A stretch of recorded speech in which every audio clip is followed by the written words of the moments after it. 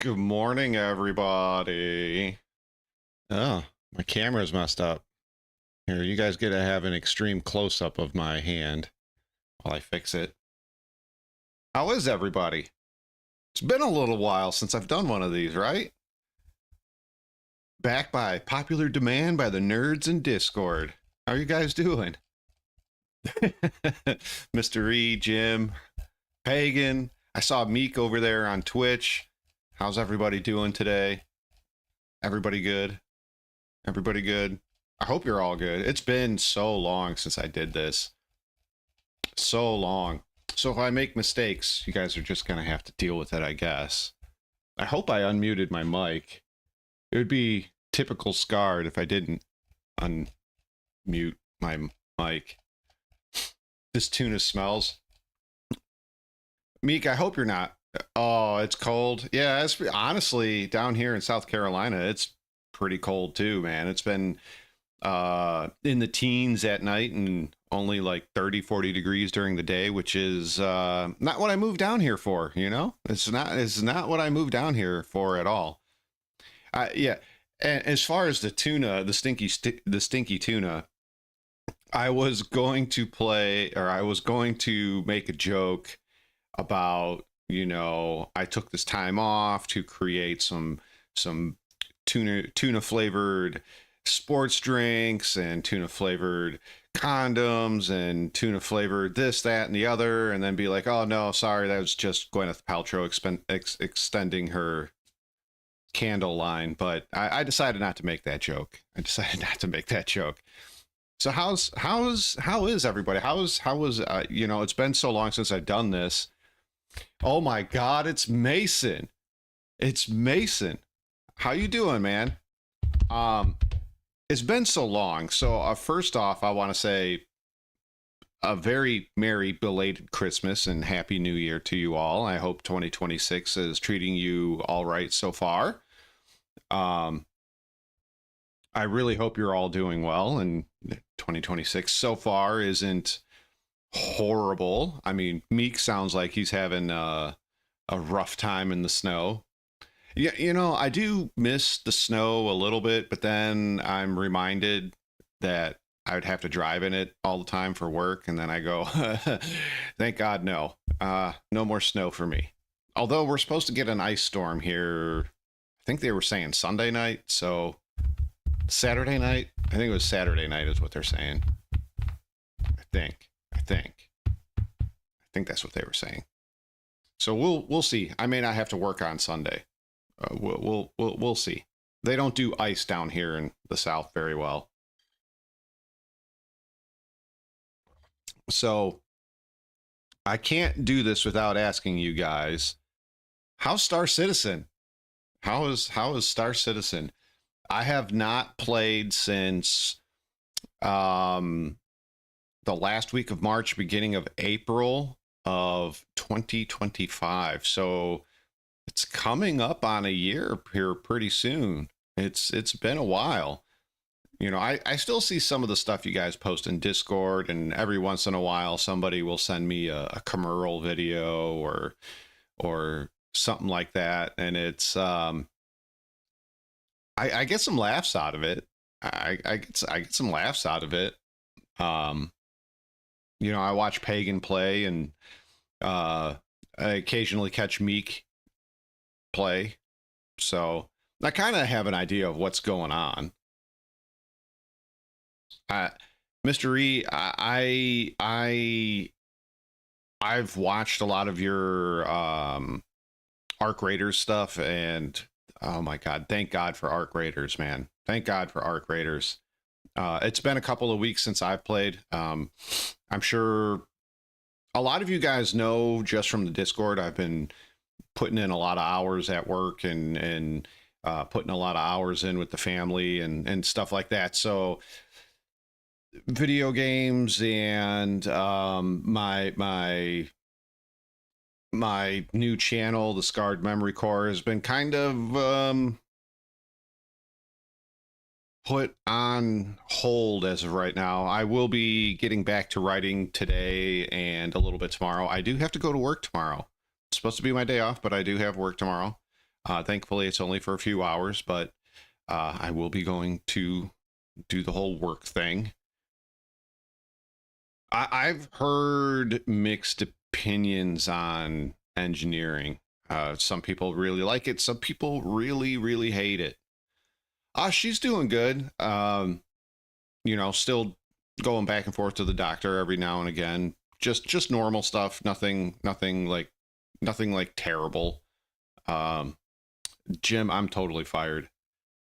No, nothing out of the ordinary. She's doing good. Just as I said, doing a lot of work. Um, we had little backstory, right? So it never fails in the Scarred household. We start, breaking even and getting ahead a little bit, and then we find out like, so we had attempted to pay our HOA, and the HOA people had been sold to another thing, which then got sold to another thing, and the payment that we made never actually went through, and we pay yearly. So our year came up and we got another bill in the mail on top of another bill, and it was like, what the hell is going on? So we got to pay like the last year's HOA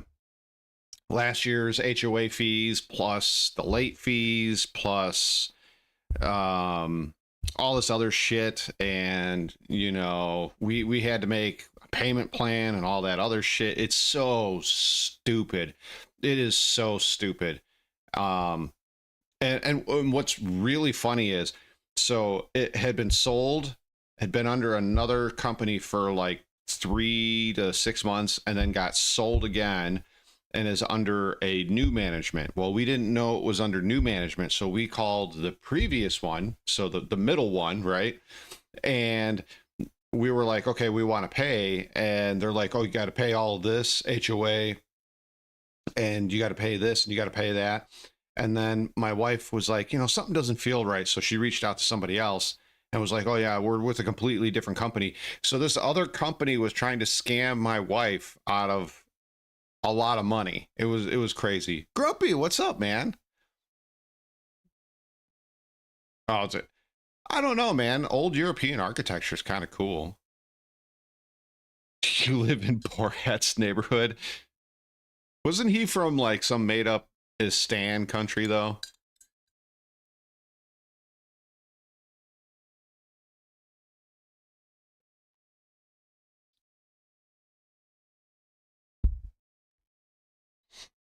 Our HOA is actually pretty good. Like they, um, oh, congratulations, Mr. E.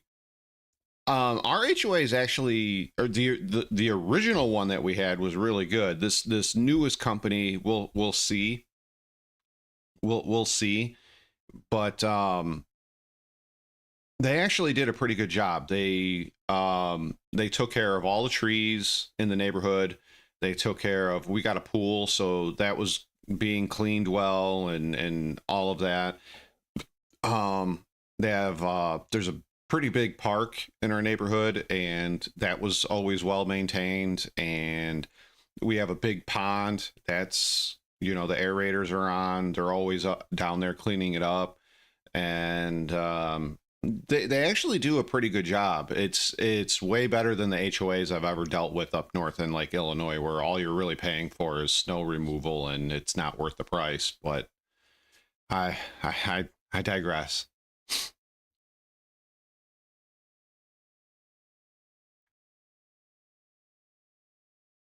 Oh, it was filmed in Romania. I didn't know that. I didn't know it was filmed in Romania.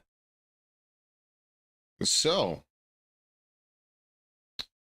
everybody's everybody's to recap, it sounds like everybody's very sold on Star Citizen right now. I heard it's basically been on fire as of late. Been seeing a lot of people putting up 30Ks in Discord, and even Starstreams reached out to me and sent me an image saying, "Oh my God, they're back!" and it had the big 30K thing on his screen. So yeah, I thought that was pretty funny. I was laughing pretty hard.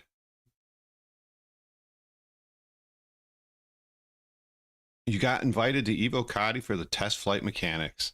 I will probably never, ever, ever get invited to Evo Cadi. Do reacts.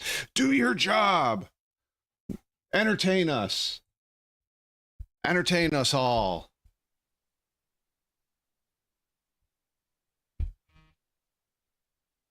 So I got a few videos, but some of them are kind of old because, like, you know, you guys, I've been slacking like really hard, like really, really hard. Been slacking.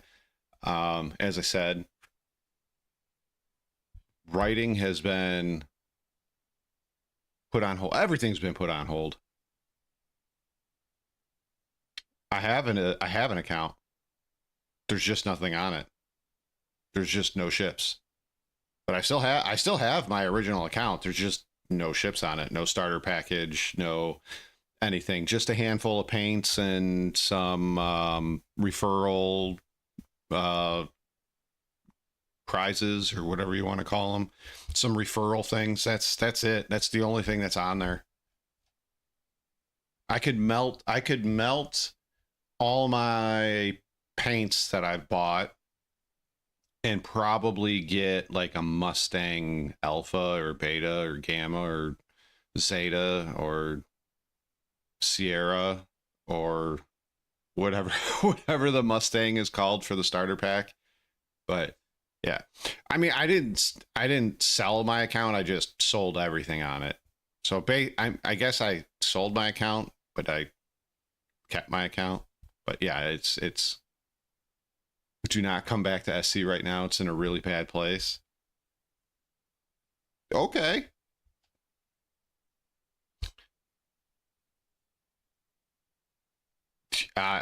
Honestly, I don't want to play.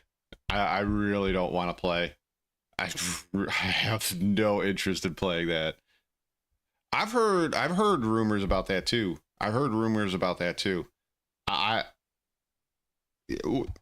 Yeah. I'll leave it alone for right now. Oh, no crafting tables in 4.6. Next patch, right? Next patch.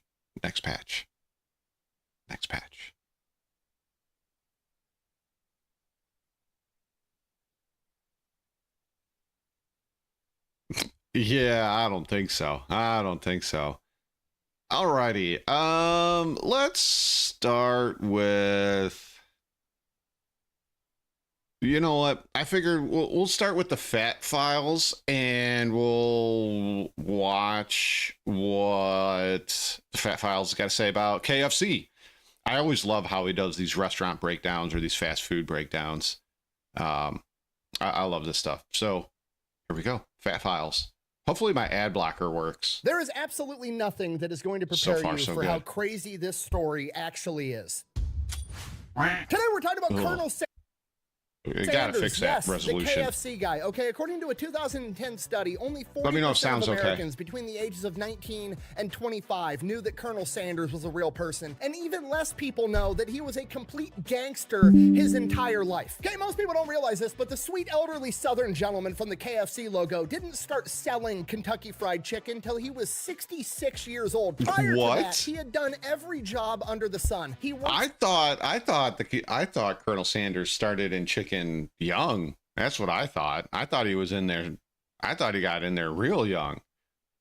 For the railroad. He used to be a lawyer until he lost his law license for beating up his own clients in open court. He used to be involved in turf wars with bootleggers and oil companies during the Great Depression. He has been in, won, and is undefeated in gunfights. He is a notorious adulterer that once bragged that he was still getting laid at 83 years old. This dude cussed so much that KFC had to heavily edit every TV and radio ad spot he ever did.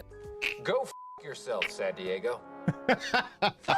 Nice work, everyone. And I could keep going, but we're going to cover all of it in the story right after a word from our sponsor. Delete me. Can you settle a debate? What? Which 9mm better? Yeah. Neither. There's a third option.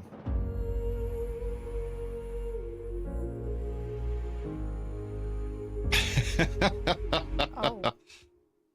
Didn't know you were packing. No respect for the classics. All right, here's the deal. Super simple, straightforward business All model. right. We're gonna skip past the baked in ad.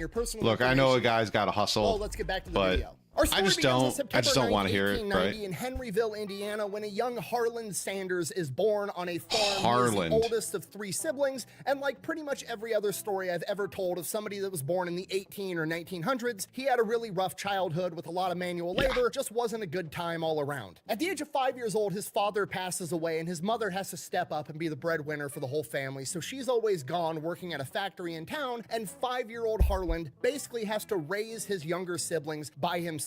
Literally starts cooking all the food for the family. That's crazy, and I need this hat. It's never a war crime the first time. I want that hat. I think I might have to make an order sometime today. 5 years old. Fast forward, he's 12 years old. Harland's mother finds a new husband. They get married. Harland and the stepdad do not get along whatsoever. Shortly after this, he leaves home at the age of 12. For the next 4 years, he just kind of bums around the area, working on farms, doing manual labor jobs. Could you imagine leaving the home at 12 in the early 1900s? Just be like, yeah, I'm out. Peace. I'm gonna go be my own man. 12 years old. Can't even shave yet. And then at the age of 16, he falsifies his birth certificate to join the army, gets in, deploys to Cuba, serves his entire enlistment, and then comes back home. While in the army, he picks up the habit of, as he puts it, cussing like a sailor, using excessive profanity. People later in his life said he couldn't go a single sentence without including the term goddamn.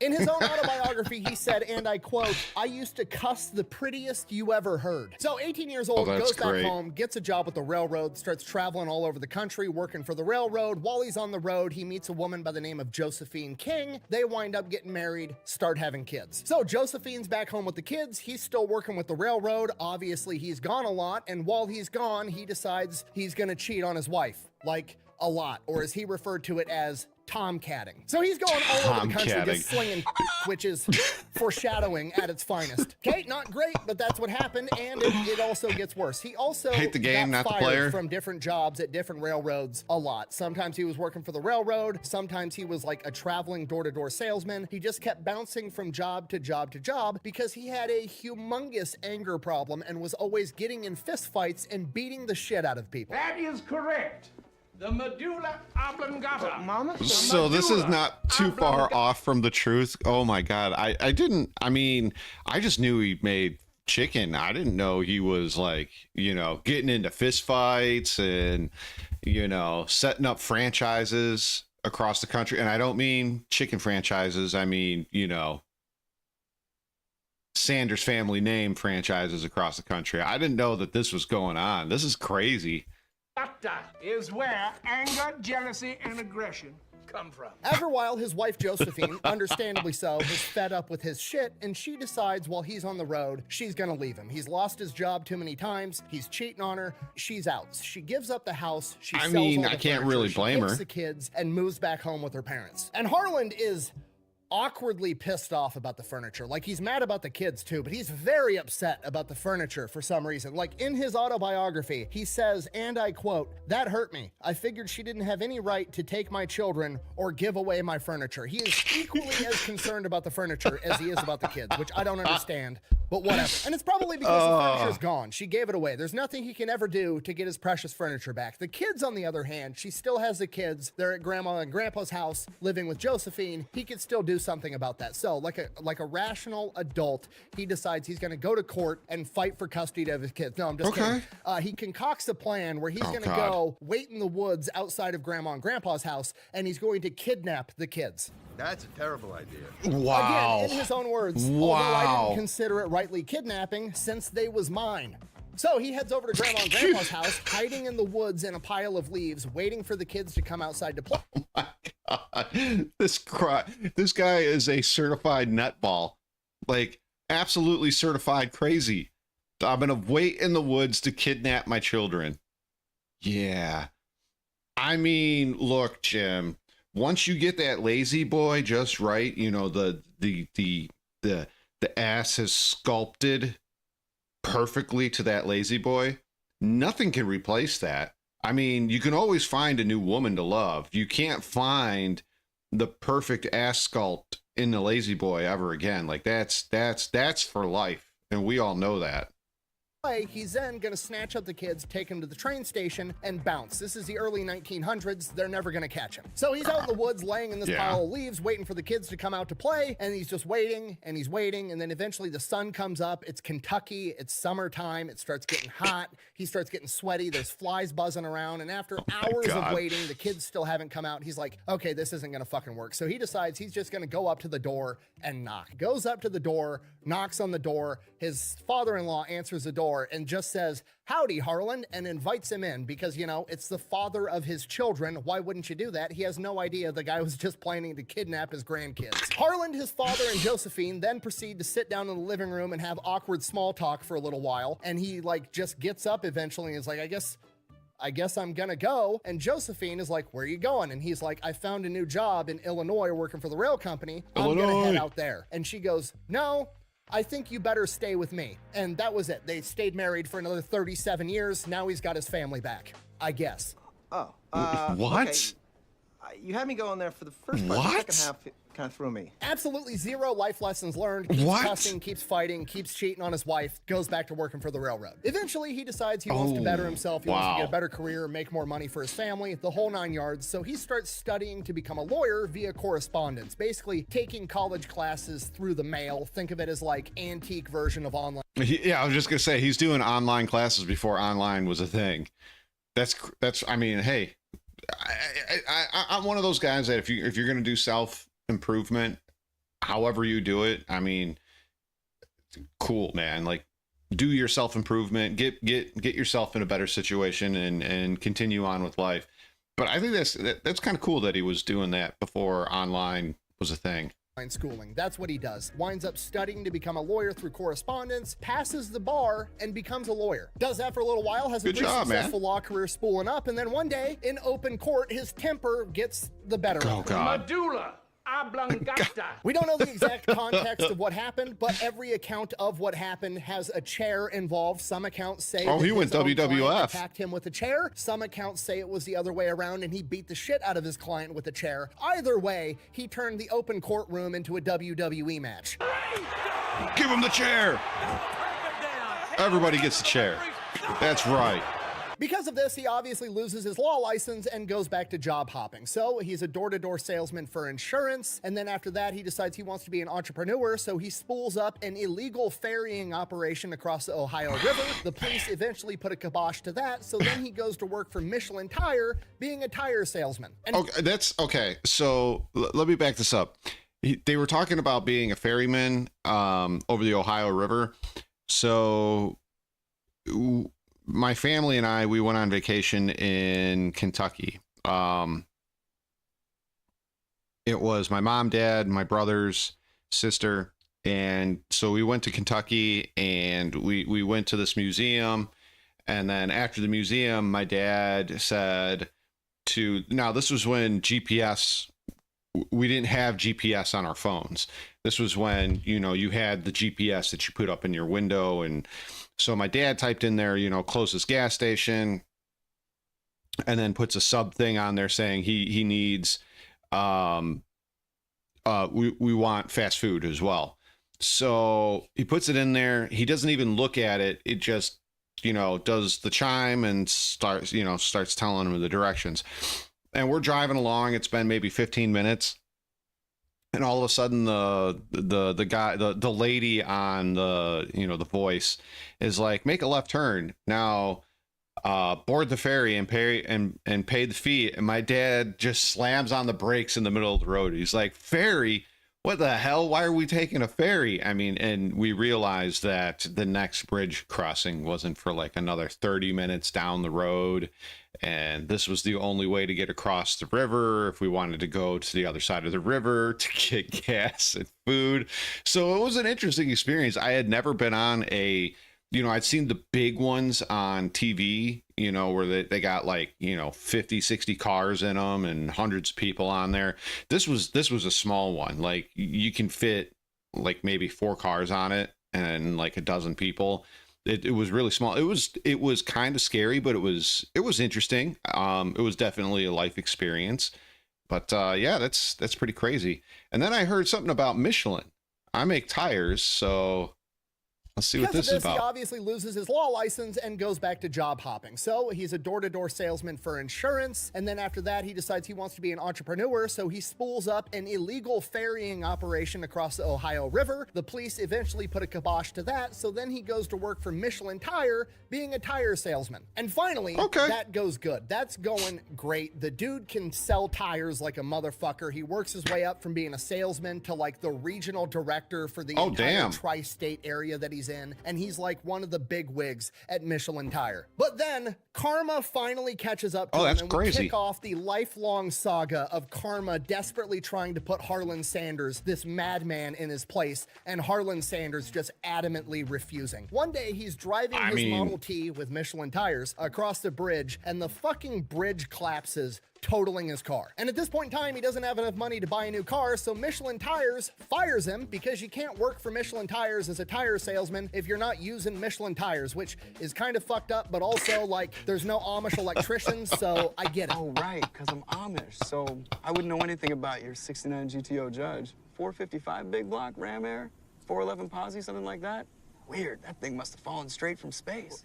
Well, good luck with your future ride, spaceman. So he takes what money he does have and he starts a acetylene lamp business. Gotta remember, this is like 1820s. Not everybody has electricity in their house with light bulbs. So people are using these little gas lamps to, you know, put on the table to be able to see at night. He starts a business making those. Very quickly, right, Jim? No remote work. Readily available, puts him out of business. Karma is just trying to shut this guy down. So he decides, all right, I'm gonna have to go to the next big town over. I'm gonna have to go get a job. Don't have a car. I'm broke. So he hitchhikes to Louisville, Kentucky, and the first car to pick him up tells him his life story, and the guy's like, I actually own a gas station, and I'm looking for somebody to run it for me. You think you can do it? And Harlan Sanders is like, sure, why not? So he takes over this gas station, starts running it somewhere. I mean, you got to give the man props, right? He just didn't roll over.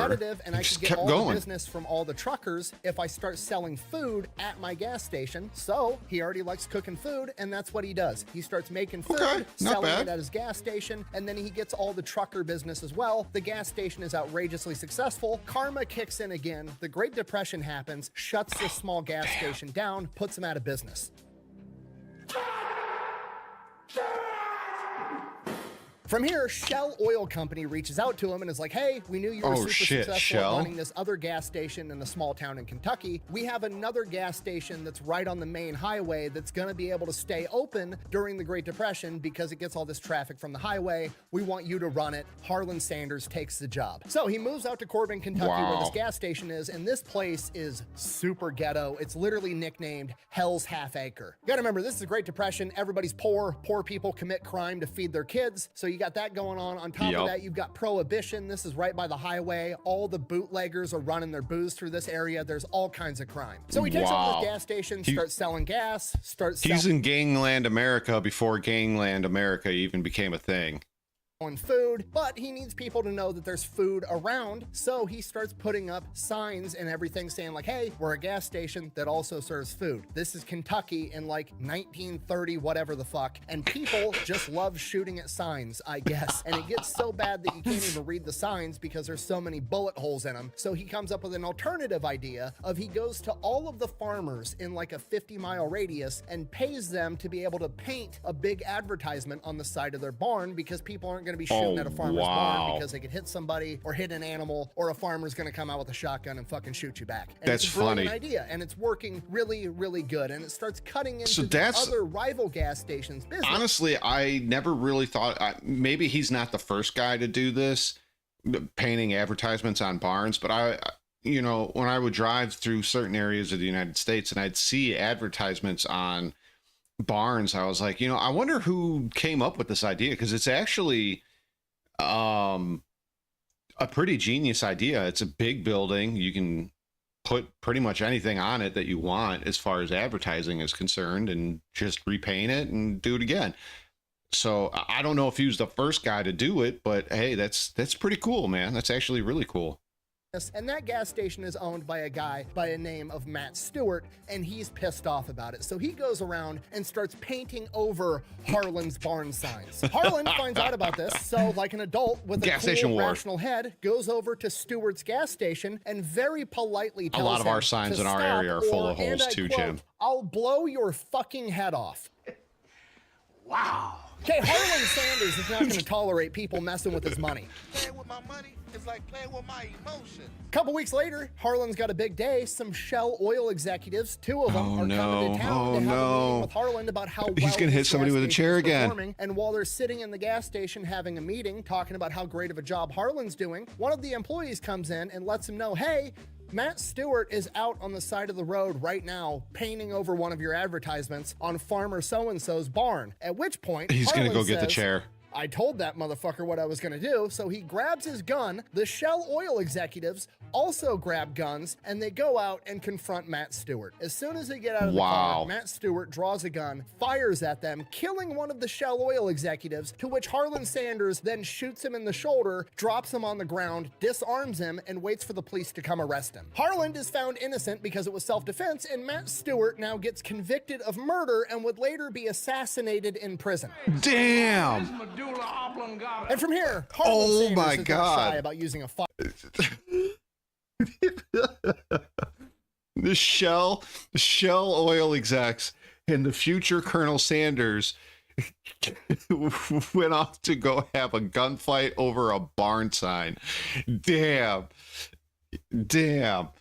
Yeah, here's your sign. Holy shit.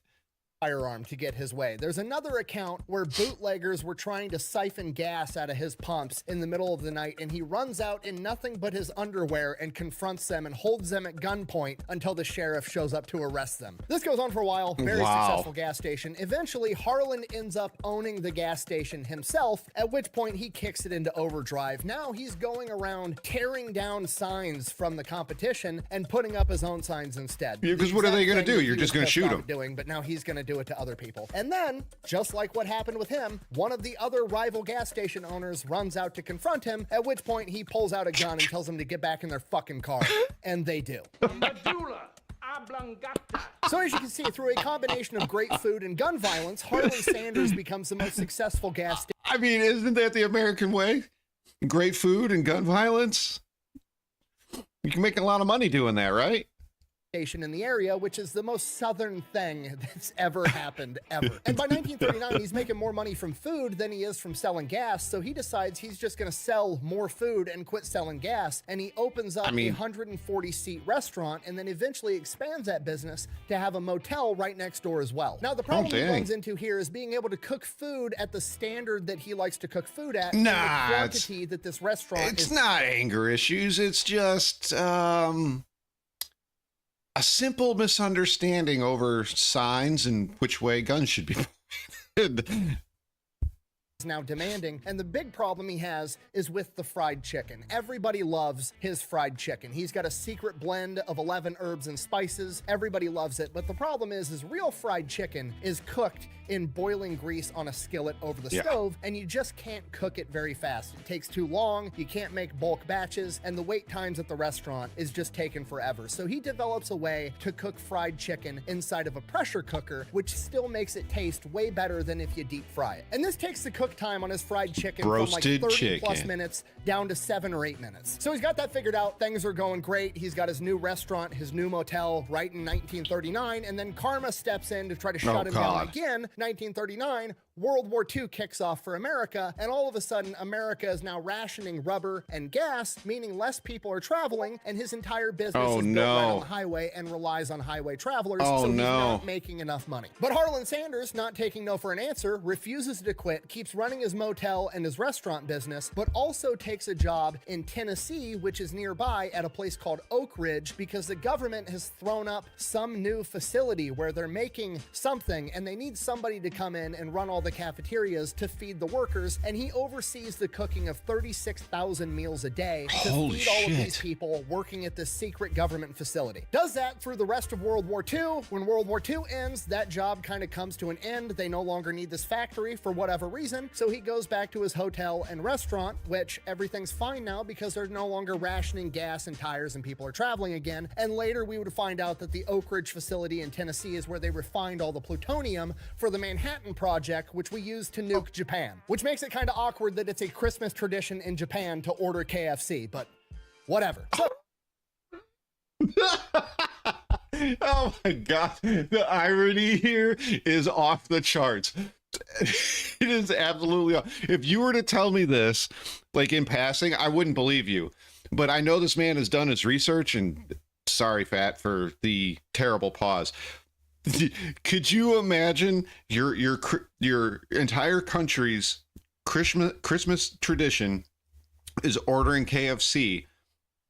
The man who fed the 3,900 people to enrich the plutonium to the bombs that were dropped in your country in World War II. Oh, damn. comes back home, starts running his restaurant and hotel full time, hires a new female employee, starts having an affair on his wife Jim. with her. Her name is Claudine Price. Shortly after that affair, he divorces his wife, marries her instead in 1947. Then in 1952, he meets another wealthy restaurant owner from Salt Lake City, Utah by the name of Pete Harmon. Pete Harmon tries his fried chicken and he's like, holy shit, this stuff is awesome. Can I franchise this? I'll buy the secret blend of herbs and spices from you. You don't got to give me the secret. I'll just buy it straight from you. Show me how to do this with a pressure cooker, and I want to sell it in my restaurants in Salt Lake City, Utah, and I'll give you 4 cents for every piece of chicken that we sell. Colonel Sanders is like, sure. Why not? So that's what happens. Pete Harmon starts selling Sanders chicken in his restaurants, and he needs to brand it somehow. So he's from a different part of the country, so he names it Kentucky Fried Chicken and gives it the slogan, finger licking good. And Harlan doesn't really see the potential in it. He just kind of treats it as like, you know, passive revenue that this guy's mailing him a check every month and just keeps running his restaurant and motel. And then his chicken becomes like kind of famous in the area. It's getting some notoriety, and the governor of Kentucky makes him a Kentucky colonel, which is like this honorary status in the state of Kentucky. And he's like, cool, that's great, whatever. So now he's Colonel Sanders. And then around the same time, he also started a side business where he was a midwife. I told you the story was weird. Yeah, he's just going around rural Kentucky as fucking Colonel Sanders, the chicken guy, helping people deliver babies. We don't know much about it other than the fact that it happened and he delivered at least. Who the hell is this man? Who in the hell is this man? This is the craziest. This is the craziest thing I've ever heard. This is absolutely one of the craziest things I've ever heard. I did not know this about Colonel Sanders. I had no idea that he was a midwife. I had no idea that he liked getting into brawls in the courtroom, shooting at people that tried to destroy his signs. He was a midwife. Accidentally started a global franchise. Just, guys, I'm going to make, I want to sell your chicken. Okay. Has no idea he's about to start a global franchise worth probably billions of dollars now. 8 kids, and one of them ended up getting named after him. When he was later interviewed and asked, like, how did you become a midwife? What training do you have? How did you even know how to do this? He simply replied, and I quote, "Oh, I know a little about it. Apparently, if you've seen enough vaginas, you just kind of know what you're doing, I guess. You can put stuff in one, you can pull stuff out of one. That makes sense, right? I guess." Checks out. One of his personal acquaintances later in life actually joked that he got involved in being a midwife because he was concerned that the kids were his. Which brings me to his next side gig that he started after being a midwife, which was being a vampire hunter. No, I'm just kidding, but the fact that you believe me for a second speaks volumes about this guy. Mr. E, that's so wrong, but it's so hilarious. Or no, that was Pagan that said that. That was Pagan.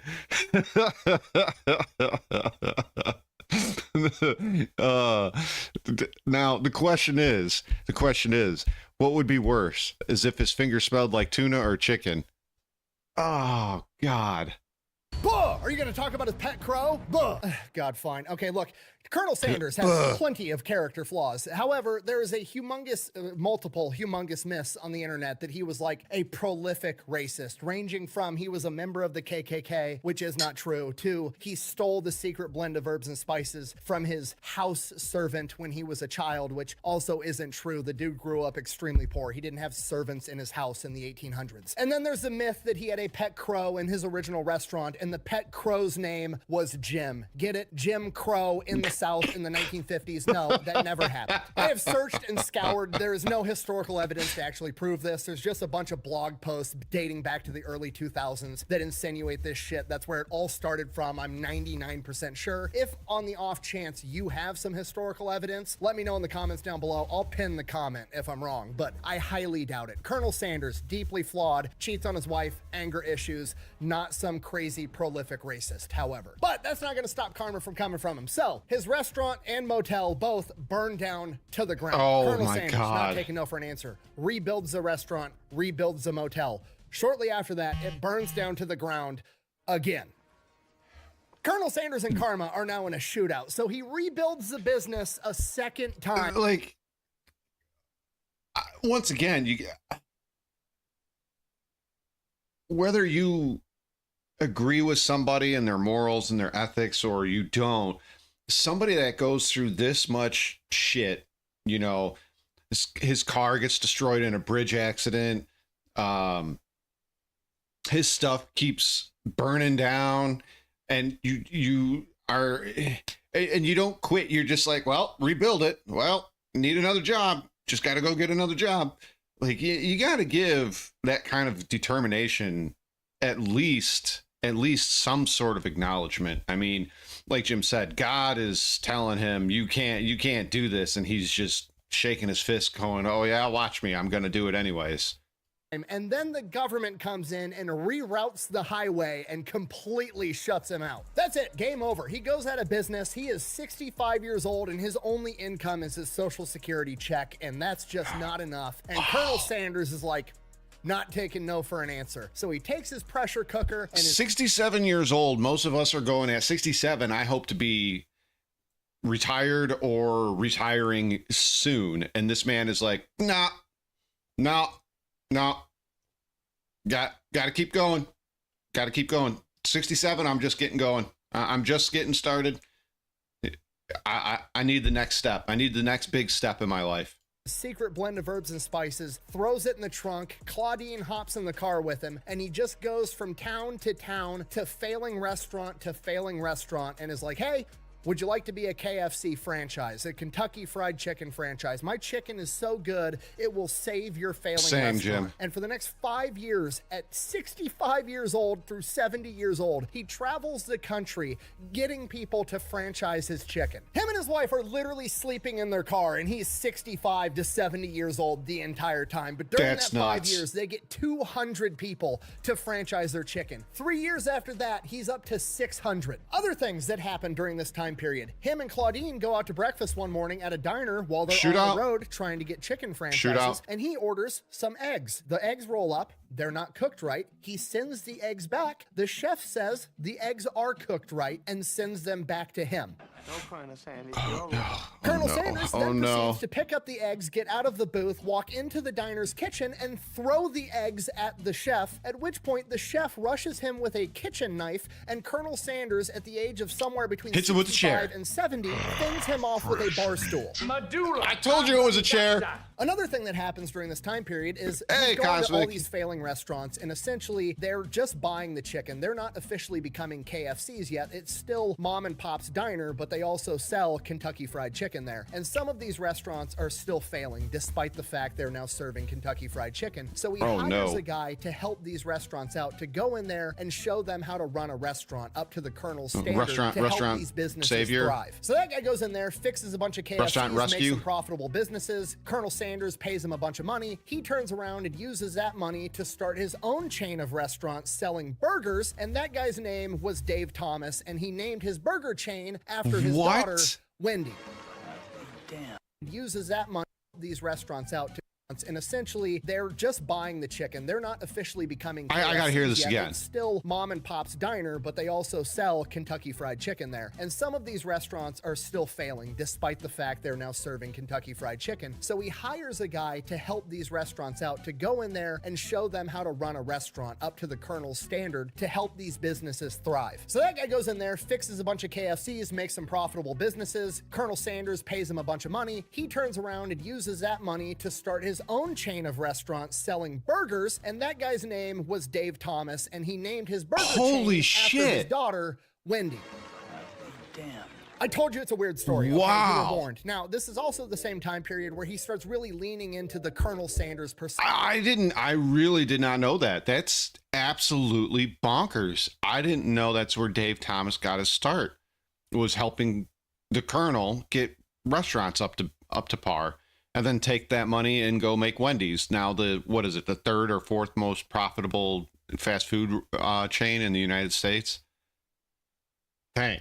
That we know today. He starts marketing himself as Colonel Sanders. People start calling him and knowing him as Colonel Sanders. This is when he started wearing the white suit that we all know today, because his kitchens and KFCs were so cleanly that you could work in the back of the kitchen and not get food product all over you. This is when he started dyeing his mustache That's and really good. all white, and kind of like amping up the Southern accent and the Southern gentleman persona. Then the business model kind of shifts from just franchising the chicken itself and letting these random restaurants serve KFC to having a restaurant that was just what we know as today, a KFC, a place that just sells fried chicken. Keeps growing the company, has a ton of locations, and by 1964, he is 74 years old, and it's finally time for him to retire. People are wanting to buy the company. Wow. He doesn't want to sell the company because he knows they're going to fuck up the quality of his food. They're It going to always ruin happens. it. He doesn't want to do it, but his family pressures him into it. He finally relents and sells KFC for $2 million, plus a deal to be a lifelong brand ambassador for $40,000 to $80,000 per year. Shortly after he sells the company goes public. It's not As soon as bad. they go public, now the company is more concerned about making a return investment for their shareholders than they are about putting out quality food. So they go in and just completely ruin the quality, just like he was concerned with. Yep. They quit using the pressure cookers and start using deep fryers. They go away from his original recipe. It's and add always what extra happens. crispy, which he was furious about and said was nothing more than a fried dough ball on top of a piece of chicken. And then the final straw was when they changed the recipe to his gravy. He was absolutely furious. He went inside of a KFC, Just like the furniture. tasted this gravy for the first time, threw it on the floor, and said it was nothing more than wallpaper paste. They just mixed tap water and a bunch of starch together and called it gravy. I'm really sorry. Yeah. Well, hey, I'm really sorry too. Colonel Yeah, Sanders that's then something proceeds Colonel to would spend do. the rest of his Pull life out a until Mac he's 11 90 years or old, Mac 10. talking so much shit about KFC ruining his recipes, they had to sue him to get him to stop. He was a royal pain in the ass for KFC until he passed away from pneumonia at the age of 90. And that is the story of Colonel Sanders. Yes, he was real. Yes, all of that is true. Is he a good role model? Probably not, but you have to admire his ability to push through adversity and not take no for an answer. Exactly. Thank you for watching. Best way to support the channel is go buy some merch, maybe drink some want Echelon, that hat. go check out Pepperbox. Links I for want all that those are hat. over at thefatelectrician.com. Quack bang out. That was really good, guys. I that was amazing. That was amazing. My favorite part were all the chair shots. You know, shit, they could probably make a pay-per-view out of all the chair shots the Colonel was throwing around there. Okay. Go visit the Fat Files and the Fat Electrician if you haven't. Watch him, subscribe to him. Makes great stuff. I know I react to a lot of his stuff, but I mean, it's always very entertaining, and the guy does his research. He does his research, and I really love it. I really love it.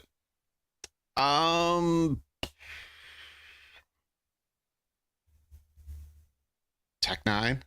Speaking of the word 9, I was scrolling through, I think it was Netflix, trying to find a movie to watch, and I came across this.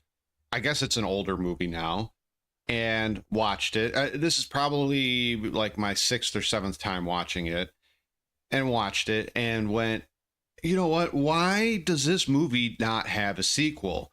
And I think it's kind of funny because Mason, Smelly Fingers, is also from that part of the world. At least, yeah, he's from that part of the world.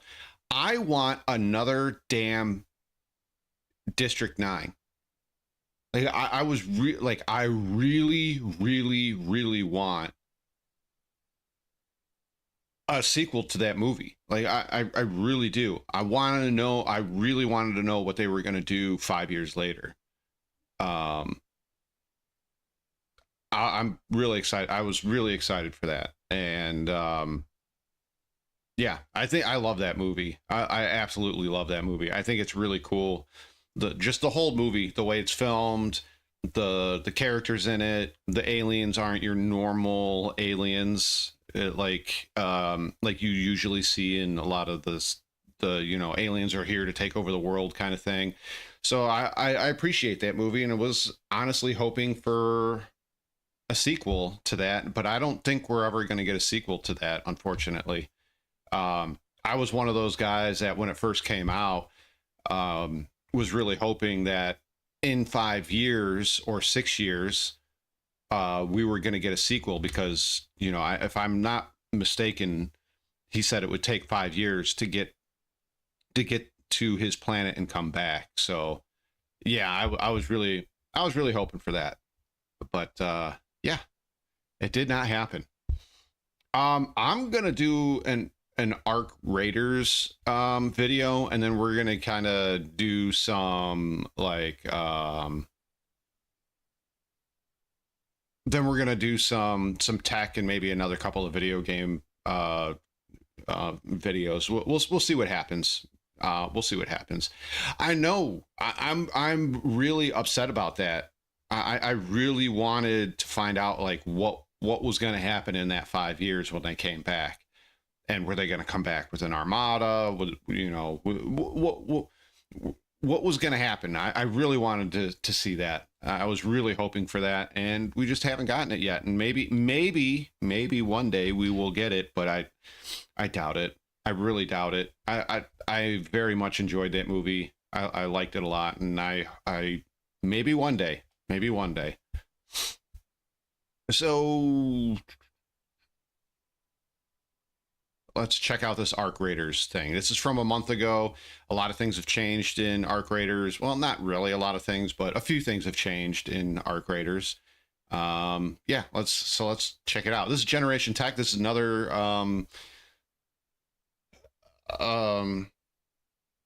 another channel that I enjoy a lot. Don't get me wrong, Mason, like there's too many remakes, especially on the remakes. There's too many remakes going on. I don't mind a sequel if the sequel is good and if the sequel is to something I'm interested in, right? Nobody wants to see, I mean, at this point, I'm poking fun at them, but nobody wants to see another Predator movie again for a long time, right? Predator 1 and 2, good movies. I mean, 2 is definitely flawed, but 1 and 2, the OGs, super cool movies. And then we get Alien versus Predator, Alien versus Predator 2, and then Predators, which wasn't bad, but it wasn't good either. And that's the one where they throw everybody on the planet and they got to survive being hunted by predators. That one wasn't bad, but it wasn't very good either. And they did, yeah, it's just getting bad, right? Same with Alien. Alien 1, 2, and then some can say 3, but depending on your feelings towards it. But 1, 2, and 3 weren't bad. Like the first one is definitely amazing. The second one, super amazing. The third movie, like I said, it has its flaws, but I still enjoy it.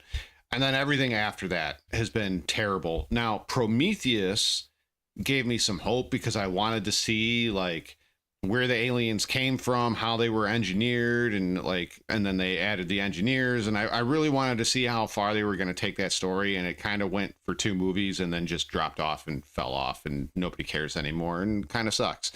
But, I feel the same way about Marvel. Like once the big 3 are gone, no more Captain America, no more Iron Man, no more, well, I mean, Thor is still there, but you know, Thor needed the rest of those guys to be cool, I guess. So, but yeah, I don't really care about Marvel after that. Yeah.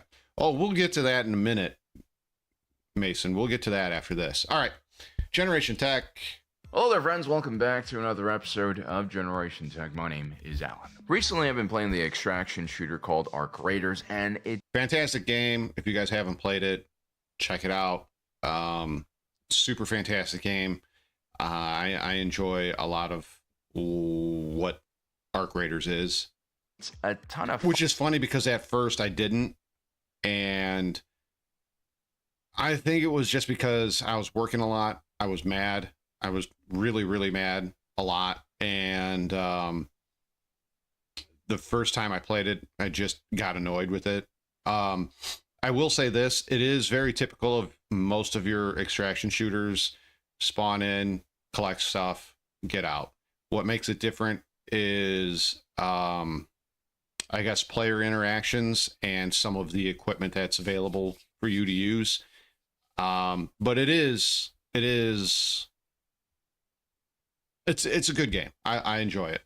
Fun, but what's even more interesting is this game is literally making me think about human behavior. You know, I've been playing video games for most of my life. I'm a huge gamer, and while I definitely really like single-player story-driven games, simulation games, strategy games, but it's always been online games that have provided the most replayability, simply because other players are always going to offer more unique and dynamic gameplay experiences than it's just unpredictability controlled NPCs. Cranked up to 11. Although that statement might not hold true for that much longer. But anyway, in my childhood, there were two major experiences that really made me fall in love with online gaming and interacting with people online. One was World of Warcraft. I can still remember the vibe of running around those snowy valleys of Cosmodon with my dwarven hunter while it was snowing outside during Christmas break 2004. I remember finally reaching the city of Ironforge and seeing all those other players gathered at the vendors and the large player-run market. I remember playing that game many years. I joined a guild. I had this squad that I raided dungeons with all the time. They all happened to be like middle-aged UPS workers for some reason. Like I was a 12-year-old. I don't know if they knew I was a 12-year-old, but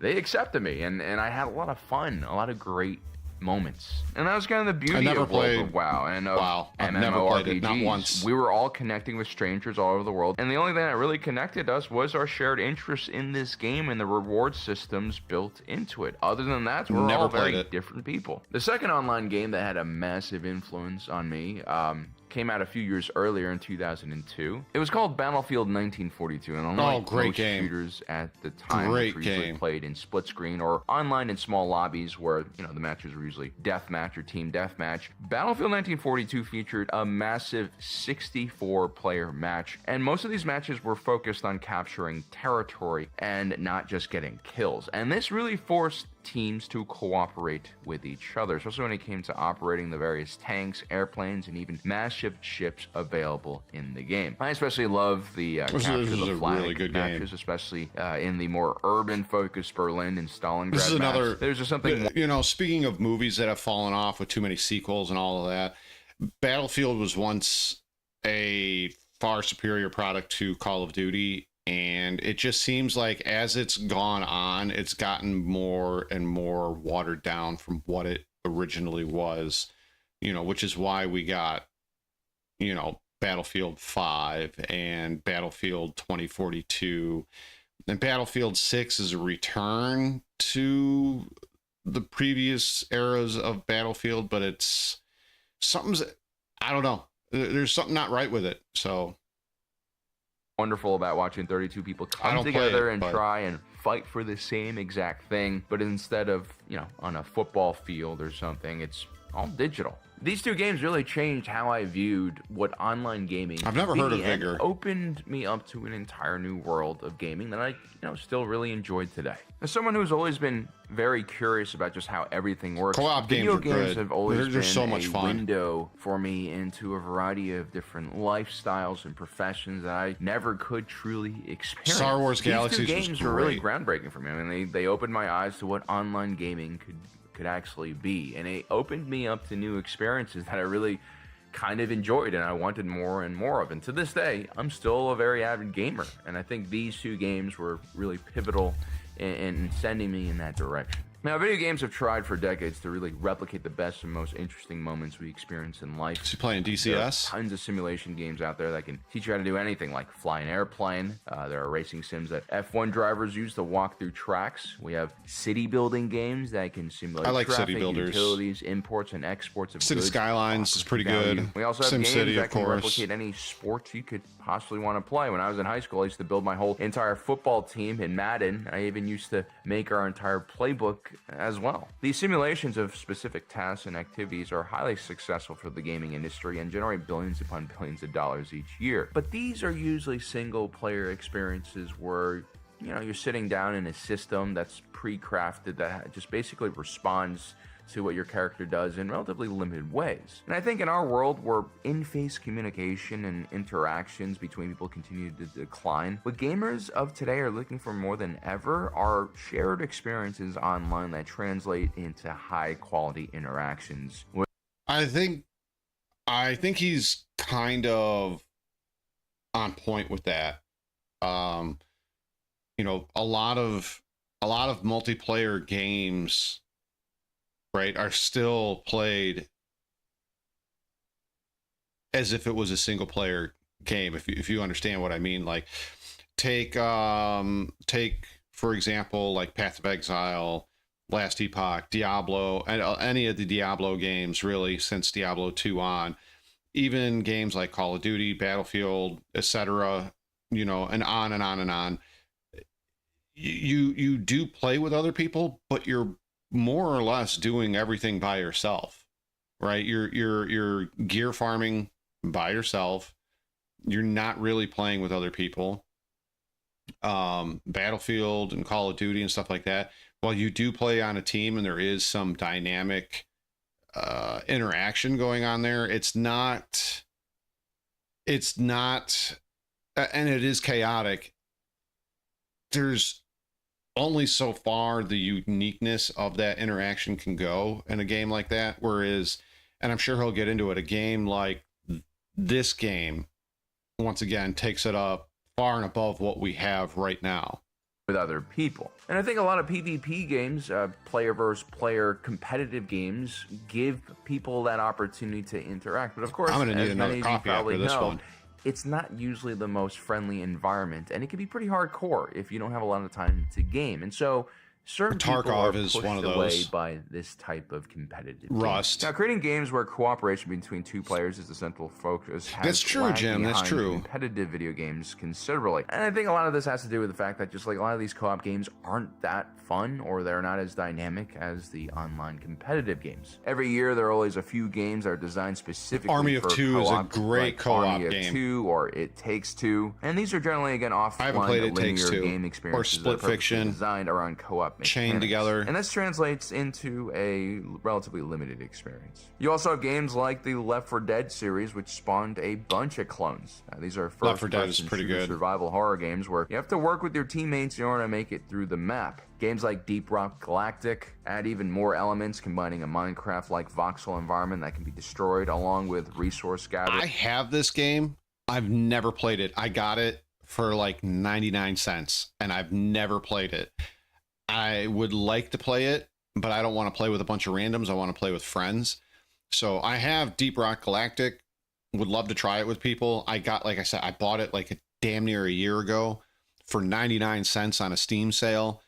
Would love to play it. Don't know. I have nobody I know plays it. Nobody I know has even tried it. So this is a game I would love to try with some people. You know, but yeah, like he said, it's kind of like it's like a builder, miner, scavenger game.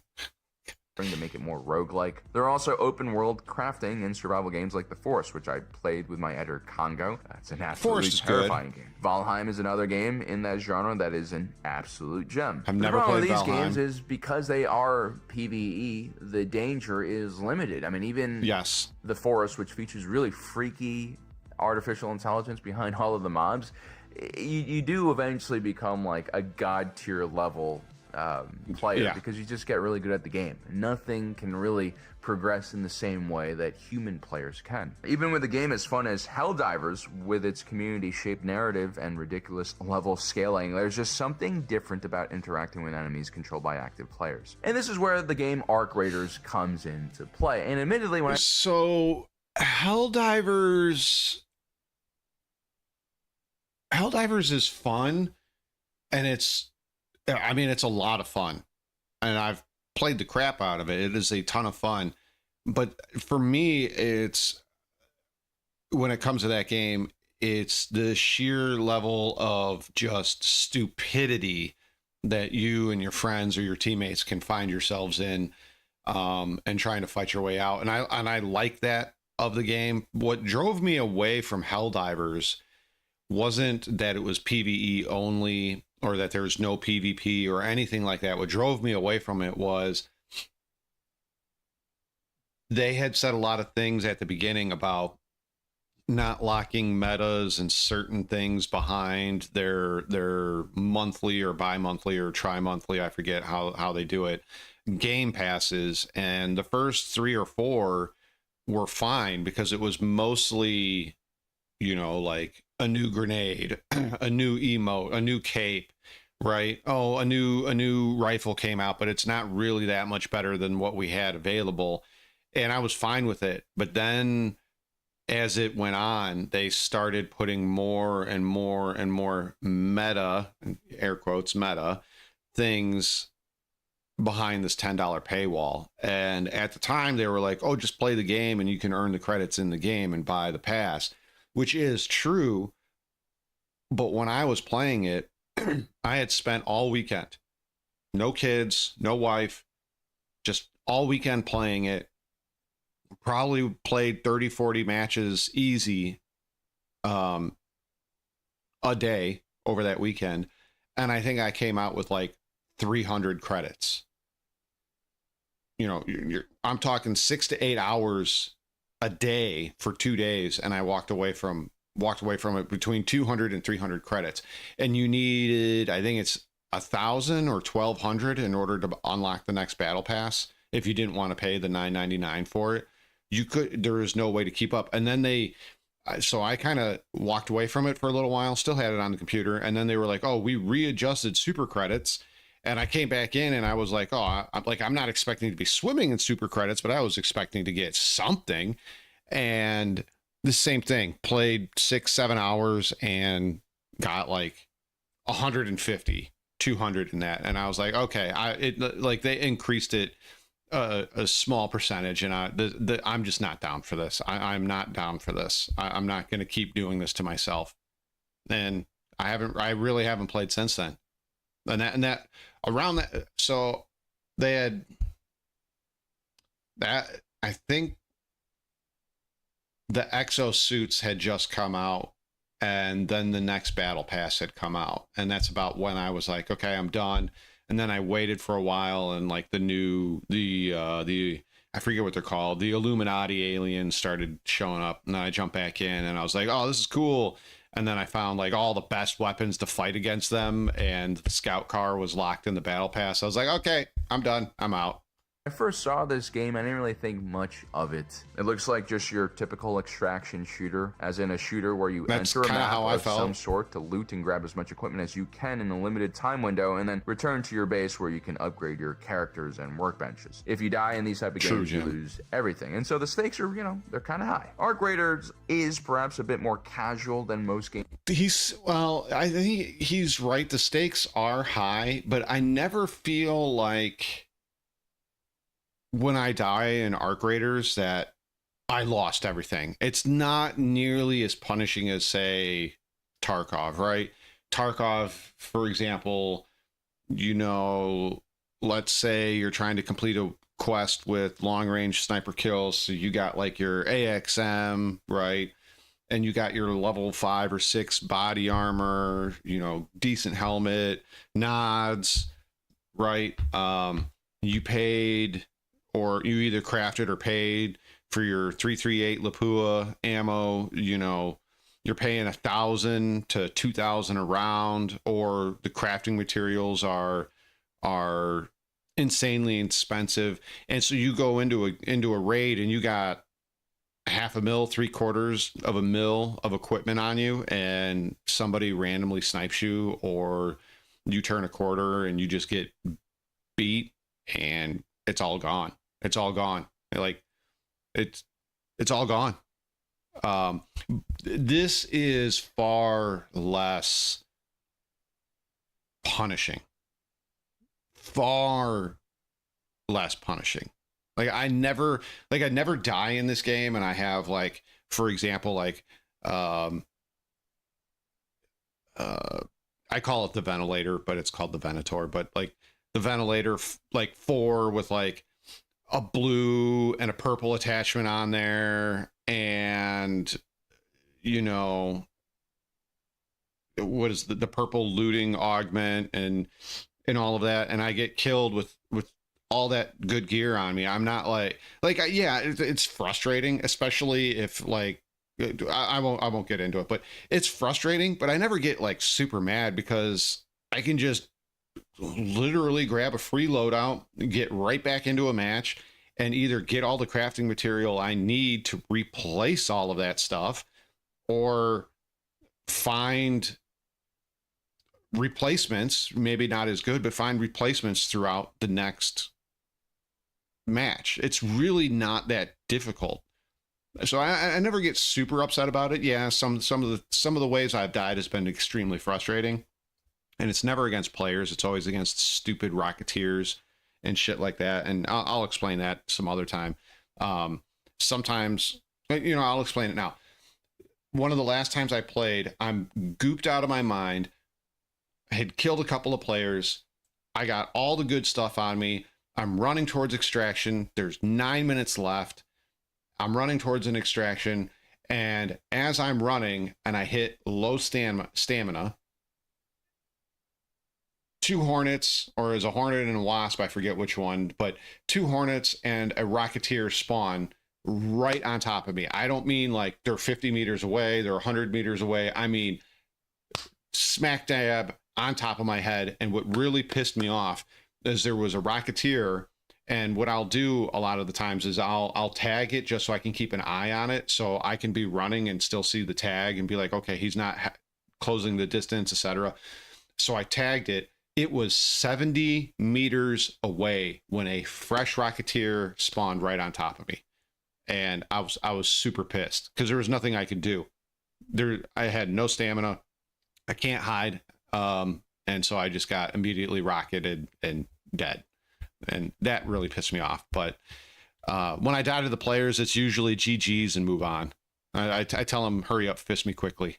Games in the genre like Tarkov, and it's also quite a generic looking game from an art style point of view. And so again, I wasn't impressed when I first saw it. It looked like but another early access kind of like the world is extraction shooter bandwagon, prettier than a lot of the character models. But then I saw some like video clips on Instagram and TikTok of people playing the game, and it actually looked a lot of fun. And the fun parts of the game weren't necessarily like the actual shooting and gameplay stuff, although there were some, you know, cool clips of that too. Most of the best videos were just about the social interactions, and a lot of these interactions were absolutely hilarious. And then when my editor Congo told me about his experience with the game in open beta, I decided to give this game a shot. And what I found, guys, wasn't necessarily anything revolutionary from a gameplay perspective, but this is a game that uses existing features from the genre, but balances them so well that it creates a very unique social dilemma that makes this game super unique amongst extraction shooters. Arc Raiders has a player base that is, you know, probably shared by many other popular games, but how the players act is,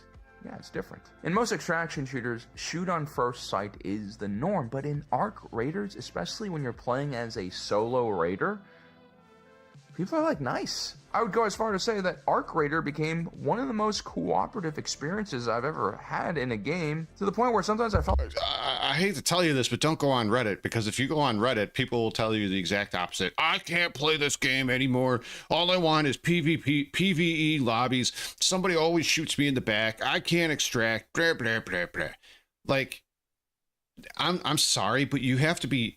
I'm not God level, you know, FPS tactical shooter extraordinaire. Like, I am not. But this game gives you so many opportunities to get away that it's unbelievable. You have smoke grenades, you have adrenaline shots, you have lure grenades or snitch drivers, you have my favorite one that nobody seems to like on Reddit and other places that bitch and complain that this game is so unplayable because there's always rats, there's always people shooting you in the back, you can't leave the game because somebody's always camping extraction. This is the biggest thing, and I always say it, and nobody will ever respond to me either on Reddit or YouTube when I go, well, then don't go to extract, use a hatch key. They literally give you a way to buy or craft hatch keys, and they're freaking cheap, and nobody uses them. Oh, you have to use the extract. No, you don't. No, you don't. Use the fucking hatch key. Use the hatch key. Nobody camps the hatches. And if somebody is camping the hatches, you're just unlucky. But as I said, you go to extract, you're trying to get out, use smoke grenades. Use the adrenaline shots. Use a lure grenade. There are so many ways to roadblock, hamper, keep people from seeing you. It's unbelievable. It's unbelievable. And people are like, people are still camping the extract. Well, then you fucking suck at the game. I'm sorry. You suck at the game and you have no understanding of the game whatsoever and what it allows you to do. No understanding whatsoever. Like I was playing like an epic version of Helldivers. So solo matches are very chill. Raiders, this is a game that takes place on Earth, but like hundreds of years in the future, and everything is post-apocalyptic. Because the robots. Gigantic robots known as the Ark have taken over the planet's surface, and what's left of humanity is hiding in an underground city called Speranza. As an Ark Raider, you are one of the few individuals. See, that's what happens to me, or if, let's say, after a handful of matches of me killing players, I get put into a, as the Reddit users would say, the super violent crowd.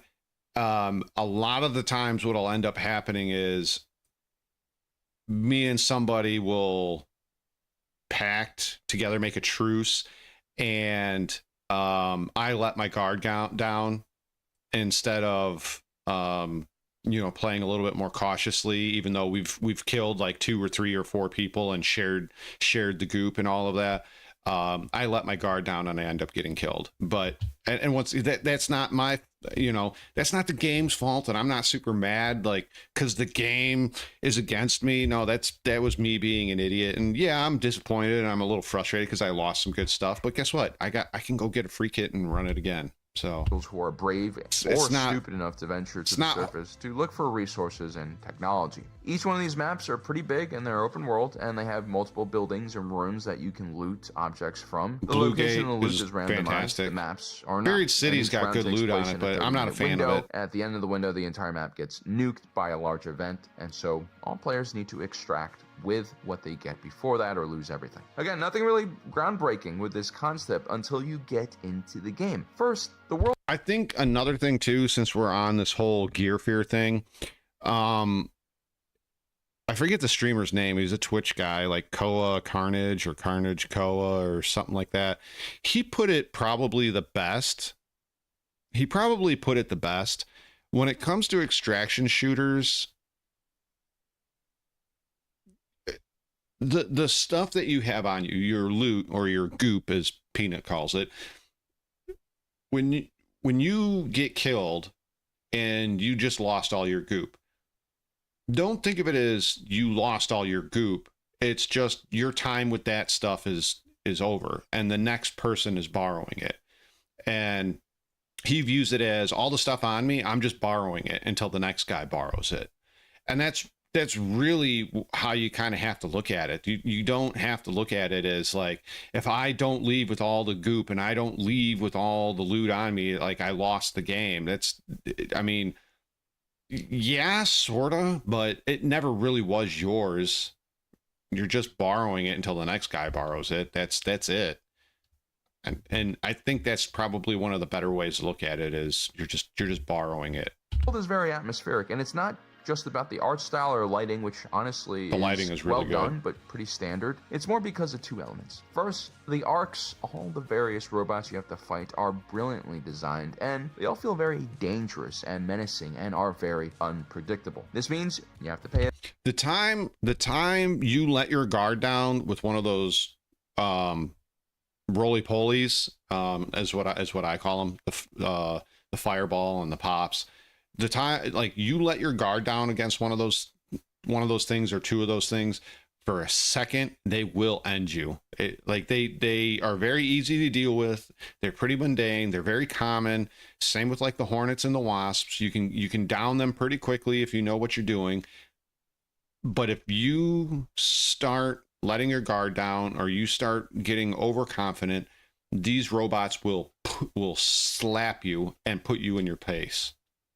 Attention while sneaking your way across the map, because if you're not careful, I agree, Jim. Lose all of your hard-earned loot to even the lowliest of enemy mobs. The second thing that really stands out for Arc Raider is actually the sound design. And no, I'm not talking about like the soundtrack being awesome. I typically don't really care about sound design that much, because I'm more of a visual guy, but I'm telling you guys, they did something really smart here. Sound is incredibly important. The sound is amazing. I don't understand. Okay, Embark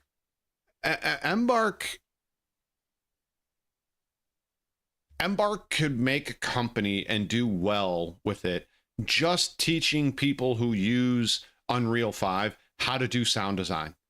Because every other Unreal game I've ever played, as far as Unreal 5 goes, this sound is shit. It is absolute terrible. It is terrible. Embark and their sound team, they deserve massive props. All the sound is really, really, really, really good. From the music, which is different than the sound design, from the music to the gun sounds, to the arc sounds, to the Doppler effect with the sounds, and how they do the voicing in the game, like the player voicing, distance, talking through doors, talking through buildings, even wearing stuff on your face or your head will change the sound a little bit. But the biggest thing to me that I think is the highlight of this game, I have played a lot of Tarkov, and the sound in Tarkov is really good, but there are times where the sound fails you. In Arc Raiders, if somebody is running down a hallway, I can tell if they're above me, below me, to the right, to the left. If they're like, once you learn a map, you can start pinpointing where you're hearing stuff being broken into, where they're running. You can be like, oh, they're in the lobby of this area, or they're in, the Red Plaza over here. It's the sound design is done so well, and all the guns sound pretty cool. Because every enemy, every type of loot has different sounds, and you gotta listen for it. You also have to listen out for the footsteps of enemy players. There are a bunch of different perks that can make you more stealthy, and these things do matter. Because while most people are going to be friendly, especially when you're playing in the solo mode, there are always going to be rats out there looking to ambush you and attack you. The other thing I don't like about the term rats, like there are extract rats and those are rats, but you got to understand, like a guy like me or Mr. E when they're playing, right? If we hear somebody running around, right, it sounds like cement blocks on hollow concrete, or on steel floors. We can hear you. We know you're there. We know that you're going to be crossing in front of a doorway or down a hallway, and we will stop moving so we can listen and set up an ambush. And when you turn that corner or you come into that doorway and we start shooting you, we're not rats. We just heard you. I'm sorry that you were running around clomping through a steel on a steel deck, and you're expecting me to not hear you and pretend like you're just not there. Like, we're not rats. We just stopped so that we could listen. I mean, anybody that plays extraction shooters will tell you that 99.99999% of the game is all audio based. It has nothing to do. it's not so much what you're seeing, it's what you're hearing. Oops, I made it small.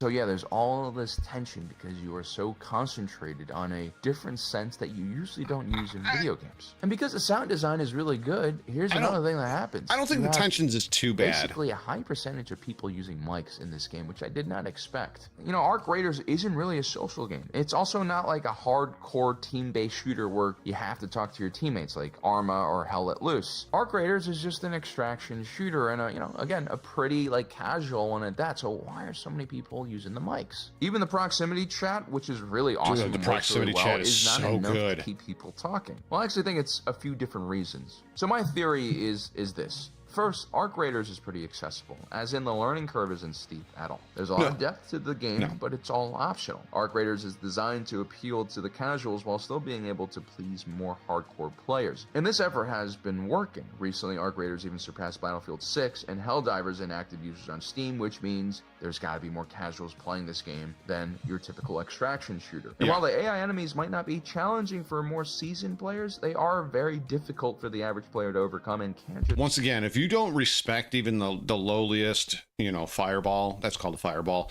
I just call them roly-polies. If you don't respect the simplest roly-poly, they will absolutely gut you in a minute, less than a minute. They will ruin your day very quickly if you don't respect them. You turn your back on them at the wrong time.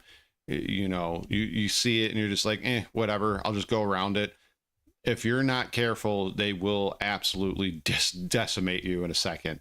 Be ignored. That makes the base PvE, player versus environment gameplay, already very good for most people. Good enough where they could potentially ignore the PvP. Looting feels fun, and the grind towards better workstation to make better equipment is balanced perfectly. And most of these types of games pretty like well DayZ balanced. or Tarkov, finding good loot or understanding what is good loot is incredibly difficult.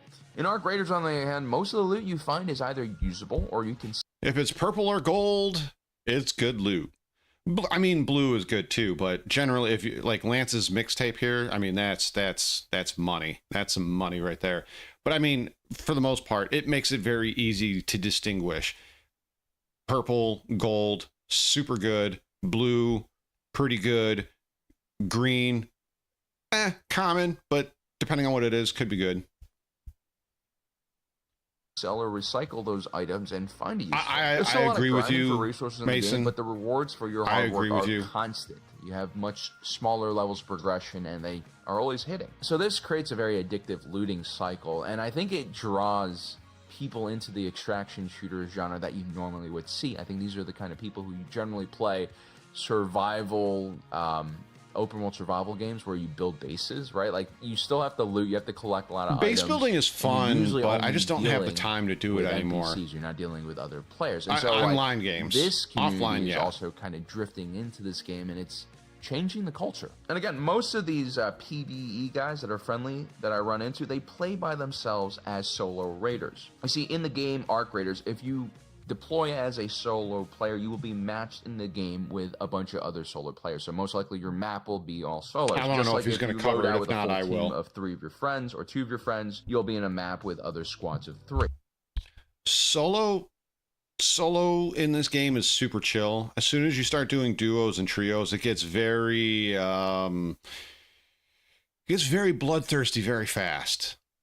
And so in most of these solo matches, there's like a ton of communication, right? Most people try to communicate before they shoot, and even if they don't have a mic, they'll try to use the in-game emotes to declare that they're friendly or don't ask shoot me to not shoot at them. And believe it or not, not even once has someone tried to trick me by pretending to be nice and then shooting me in the back later. That's happened to me. I've seen a lot of stories on Instagram about that happening, but it's literally never happened to me. And this was really just all shocking when I first experienced this, because I know how extraction shooters are supposed to be like, and they don't usually end up like this. And I admit, the first few times I loaded up this game, it doesn't happen often, but it has happened to me. Kill people, and I got some really good loot doing it. But interestingly enough, eventually I stopped, because sometimes people would just tell me to stop, or they would try to run away.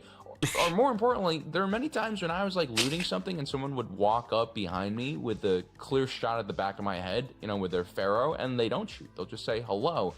And that made me feel guilty. That made me feel like, oh, is it just me? like, I don't that feel guy guilty could've about it totally at all. gotten me, but he didn't. Like, I felt like I owed that individual something. Like I like not too long ago, the last time it was like 2 weeks ago. At this point, somebody was walking with one of these big crates, and when you're walking with one of these big crates, you can't run, and you're not very fast. You can't have a gun out. I can hear the guy walking down. I forget where he was, but I could hear the guy walking, and I didn't feel bad at all. I just shot him, and he was like, "Oh man, don't shoot!" And then I shot him again, and he died. And he had some good goop on him, and I took it, and I didn't feel bad at all because the next guy was like, "Don't shoot," and I let him live because honestly, he didn't even know I was there until he was running past me. I saw him a long way away and heard him a long way away, and I could have shot him so many times and I didn't, and I felt bad because he was just completely unaware of what was going on around him. But anyways, like some guys I let live, some guys I don't, whatever. I don't know. But yeah. The Division is also another fantastically fun game. My behavior.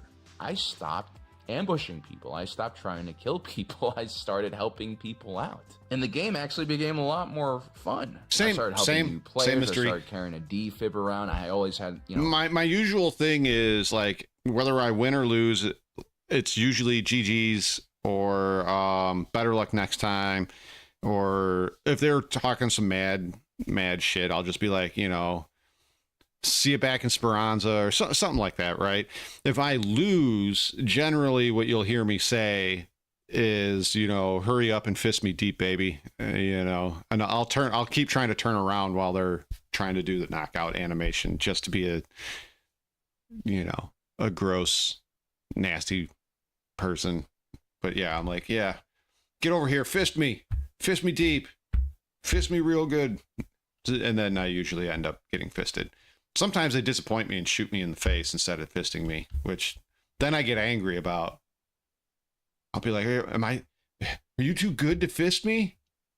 But yeah, that's usually how it goes. Extra blueprints for like the patina gun or whatever. And patina sucks. Now, I'm familiar that with a lot of games in the first few weeks, people are really friendly and like the toxicity only comes out later on in the game. But dude, honestly, it's been like 2 months, 3 months, now, and it's.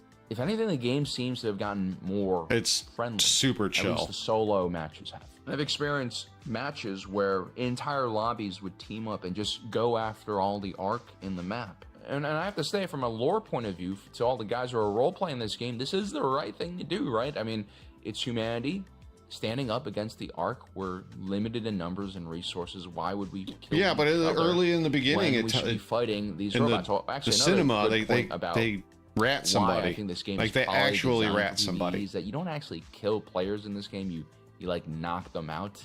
That might be like a PG-13 thing too, like to make the game more accessible. But it seems weird that you don't really outright kill other players. You just knock them out. And it's really been a cool experience watching I don't know. other people shooting somebody in the face until they go limp is, I don't think, is knocking them out. A good way for everyone to get ahead. And like people aren't just role playing here. People are just following this gameplay loop that incentivizes people to work together naturally. Now I have to add a caveat to all of this. Arc Raiders isn't all just fun and sunshine. If I told you that, I'd be lying. Yeah, because whenever I team up with like Congo or we roll a I try to be as gross. Things get honestly, I try to be as gross as I can with the whole, getting punched and fisting and all of that. I try to be as gross as I can and make it funny because, like I said, like there's I don't know. I try not to get angry in this game in Arc Raiders. Like there's no real call for it, but I usually don't get angry at the players. It's usually the arc that pisses me off, and it's not because I can't kill the arc or I'm not good at the game or anything like that. It's usually 99 times out of 100, I'm running to extract, I'm almost there, and arcs spawn in right on top of my head. And I can't tell you how many times it's happened. It happened to me 3 games in a row, and it pissed me off. 6 minutes left till extraction. I'm 175 meters away from the extract, and all of a sudden 3 arc spawn right on my face. No stamina, no nothing. I can't do anything to get away, and I usually end up dying, and it pisses me off. you know, they devolve pretty badly very quickly. I think when you add more people into the, you know, situation, communication falls apart very quickly. But yeah, like full matches where you have 3-player teams running around, people are usually trying to kill each other in this game. But still, the cooperation I was experiencing the solo mode. Here's how I look at it. All right, if I spawn in with a full timer in solo, I'll generally be pretty friendly. If I spawn in, free kit or not, and there's 17 minutes, which is half of the game, half of the match is over already, that means all the loot is gone. And if all the loot is gone, who has all the loot? Other raiders do. Well, guess how I'm getting my loot? You already took it all. I'm killing the other raiders. That's I'm sorry, but you're running around with all the goop. If you got the goop, I got a bullet for you. Like that, that's just how it is. If I'm coming in late, that means everything's been vacuumed up already. Duos and trios, it's the same way. Whether it's full time or you're coming in late, it doesn't matter. If you come in full time or late, as I said, doesn't matter. There are so many teams on the map and people are looting. That means looting is happening faster than in solos. There is nothing left.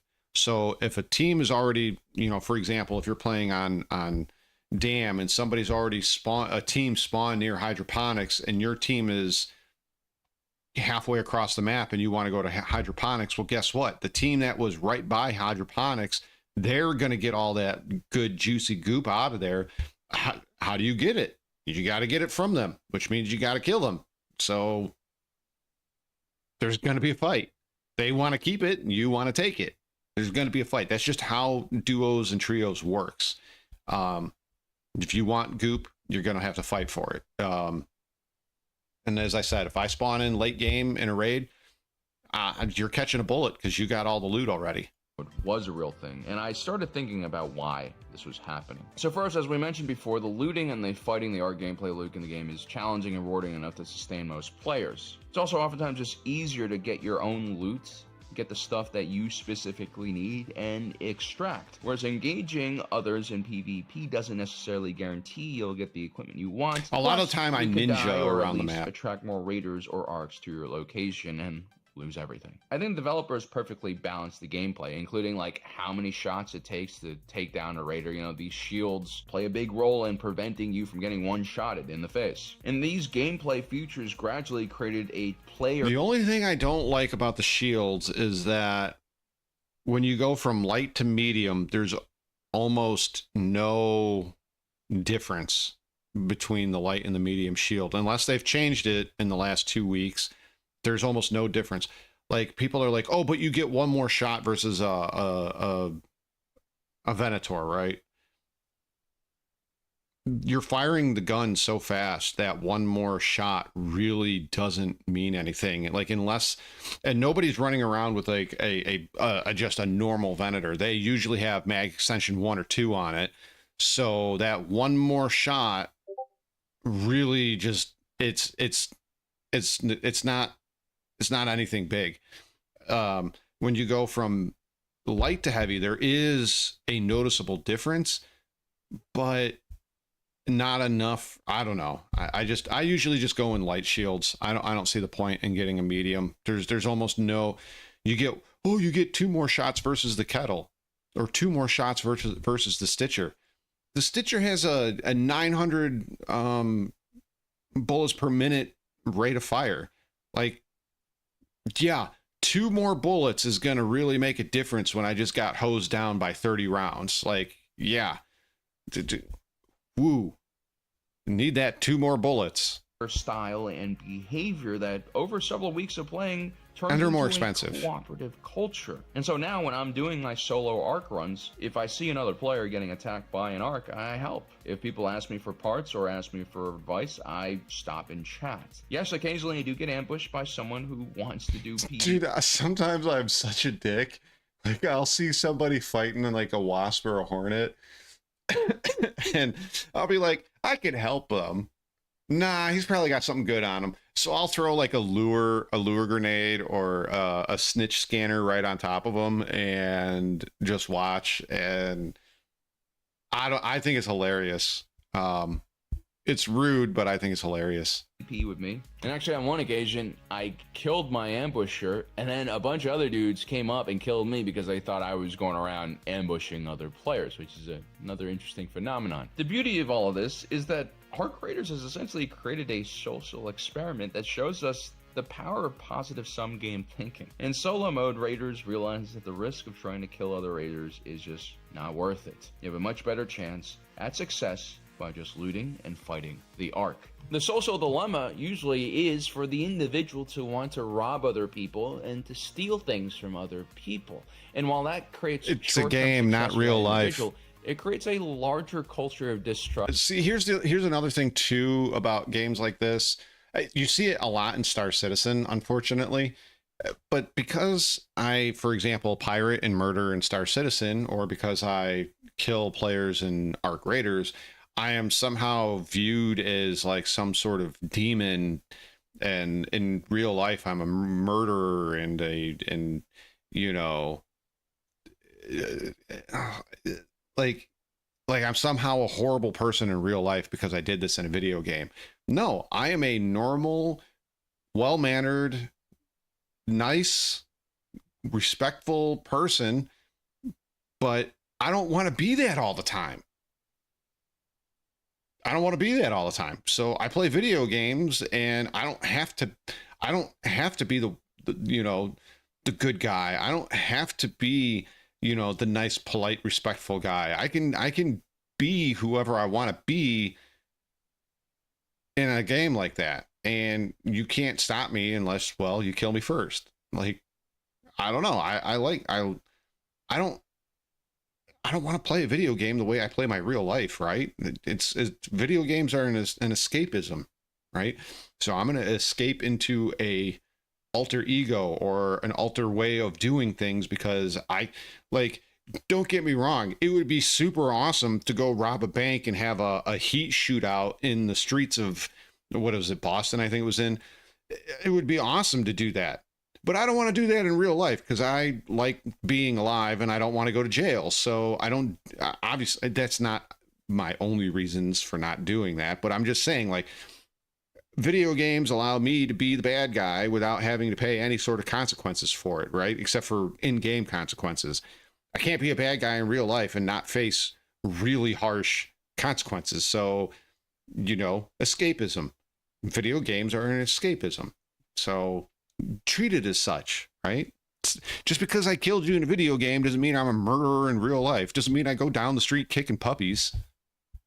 That might, you know, bite them in the ass later down the road. I mean, yeah, you're kind of right, Cosmic, but much in Arc Raiders is really, really interesting. I mean, that is something that real life societies try to ingrain into their people, like don't commit crimes for a reason. And usually we have to create like laws and regulations and law enforcements for this, but mystery, yeah.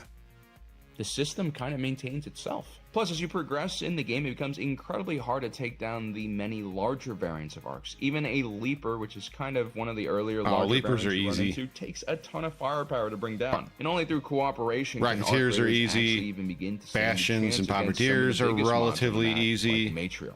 And those mobs drop very important components that are needed to I've yet to kill one. Workbenches to the highest level. And so this is another really smart way to get the developer gets people to cooperate with each other, even if it is just for the duration of that single battle. And maybe the developers will incorporate that into the storyline, just like the I killed a queen. I just didn't get anything out of it. You know, player decisions into their storyline. Maybe when PvP dips enough, humanity can actually rise to the challenge and defeat the Ark, which triggers some larger game world changes or unlocks new maps. I don't know. Now, I do have to add that without player versus player combat in Arc Raiders, none of this would get boring. Work. You know, without the threat of some random coming around and shooting in the back, you'll never truly appreciate the friendly lone raider who you don't even see coming, who could have again shot you twice in the back of the head but decides not to and instead gives you like a blueprint and a bandage because they're nice. And that, my friends, is a rarity in online interactions because it is a kindness. It is a kindness in a world where people are usually just screaming at each other and you know, displacing all of their horrible emotions into the comment sections. To choose not to kill someone or attack someone on sight, even if it is in a game, creates a connection. Games are it's a type life. of connection that becomes increasingly rare as we move more into a digital world. Now, I don't know if Arc Raiders is going to collapse eventually, if the balance in this game... Yeah, it's usually what happens to me too, Mr. People will get bored and start just doing PvP. If I did the Queen, and I just didn't get anything because there was, like, 87 raiders, like, in the area, and by the time I got to it, everything was gone, so... whatever. Trolls and cheaters. I'm not upset by it. It was still fun for everyone. That could still happen. But for now, I really appreciate the... What I should have done is thrown a whole bunch of blaze grenades down, and but I didn't. I was a nice guy. I let them keep their stuff, and I did have blaze grenades on me, but yeah, I let them keep their stuff. The amount of nice and friendly people I meet working alongside each other. Because they all could have killed me too. Because I know it's really a thin line between civilization and chaos, right? All you need is a small group of players. All you need is a little push. And then suddenly you'll be an idiot not to shoot at every person that you run into. And that changes the game forever. Arc Raider reminds us that in any social setting, that we are always just one joker away from complete chaos and anarchy, and one Mumin rider from being inspired to be the best version of ourselves. Even if this is just the video game, I can't help be fascinated and also heartened by this entire phenomenon in gaming community. I will say, anyway, if you guys found this video interesting, if you like it. Games like Arc Raiders, and when I say I used to play a lot of Tarkov. I did play a lot of Tarkov a long time ago, before my kids, got old enough where I have to do everything and, answer questions and can so-and-so come over, all that stuff. Right. And I had like a more stable job where I had these specific days off and I didn't work 12 hours. It was just 8 hours and whatever. I used to play online Tarkov a lot. And as, life changed, jobs changed, etc., and I realized that I couldn't keep up with the average player of Tarkov. I started playing the single player version of Tarkov, and I made the bots. It's not perfect. It's not perfect at all, but I made the bots very hard. Like, they react, they follow sound, they heal, they hide, they throw grenades to flush you out. I mean, it's not very much different than what you get in the standard Tarkov PvE experience, like the scabs and stuff, but I just made it more difficult because I wasn't playing against other players, so I made it harder, and I have played it that way for a long time, and I enjoy it. And I can just walk away from it and not have to worry about a wipe and not have to worry about getting just absolutely mowed down because somebody's got level 4 traders and gobs of money, and they can just buy, RPKs with with armor piercing rounds and have level 6 body armor, so when I shoot them with my measly SKS with full metal jackets, it just bounces off of them basically. So I mean, yeah, you can get a lucky face shot or whatever, but most of the time that's just not happening in a game like that. But anyways, I digress. Good video by Generation Tech. I babbled on a lot during that. Let me share this with you guys. I need another cup of coffee, gentlemen, so I'm going to put you in a be right back, but I will be right back. I just got to get another cup of coffee. Oh, right. It's on this mess. So 1 second.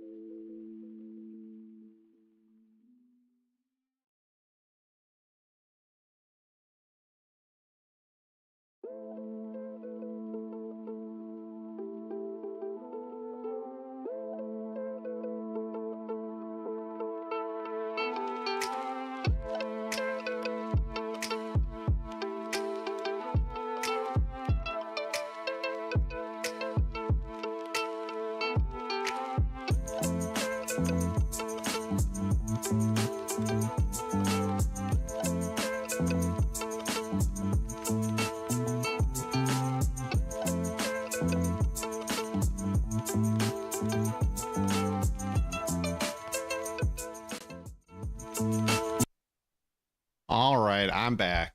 I'm back.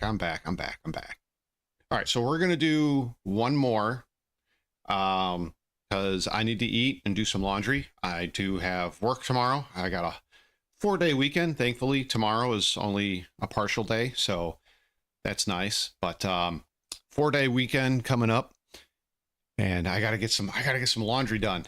So I'll give you A, B, or C, or 1, 2, 3. However, we'll do 1, 2, 3. So we'll do it. We'll do it this way. Should we do? I guess we'll do 2. No, we'll do 3. Should we do PC Gaming is Screwed by Bellular News? Nvidia discontinues GPUs by J2 Cents, or Game Workshop's Warhammer 40K announcement by Eddie Moyne TV. With 1, 2, or 3. So we got PC Gaming is Screwed by Bellular News. Nvidia discontinues GPUs by J2 Cents, or third, Games Workshop announcements. Which one of those 3 would you guys like? And I'll sit back and relax. Wait for the votes to come in, because this is slightly democratic. Screw you, Cosmic. 1, 2, or 3. There is no 4. 4 does not exist.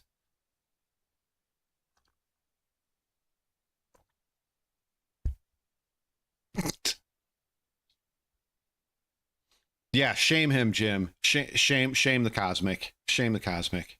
Oh, wait. I'll shame us all. We all play Star Citizen. Or formerly played Star Citizen. There. Now everybody's shamed. Now we can shame Cosmic.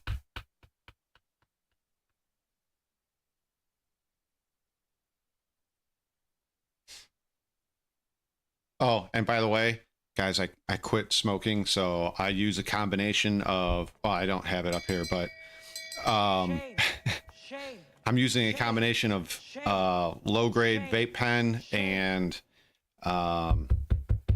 what's it called? Not Zyn, but Rogue nicotine pouches. There are still times when I'm at work, I just want to punch somebody right in the freaking face.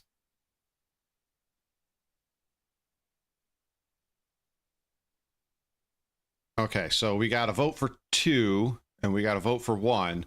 We need somebody to be a tiebreaker here, or somebody's gonna pick 3 now. So once again, number 1, PC gaming is screwed. Number 2, NVIDIA discontinues GPUs. Or 3, Games Workshop and 40K announcements. 1, 2, or 3.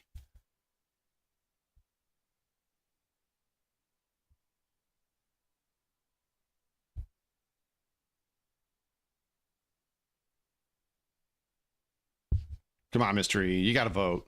Somebody's got to vote. Pagan? Mason?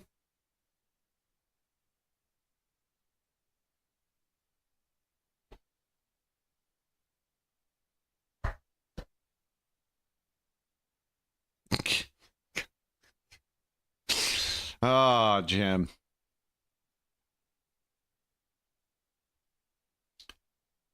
No? Okay. I guess I'll be the tiebreaker. Let me see. I think I got a coin somewhere. Hold on.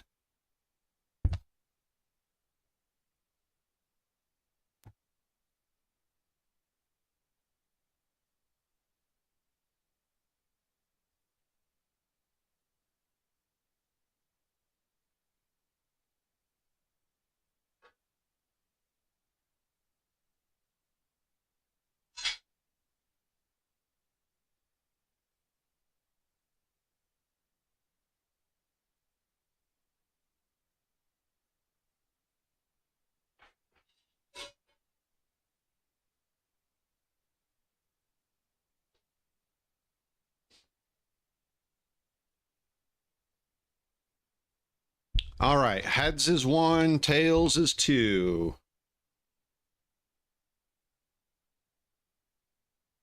Well, I just threw it at my computer. Hold on, let's try that again. All right, tails, we're going number 2.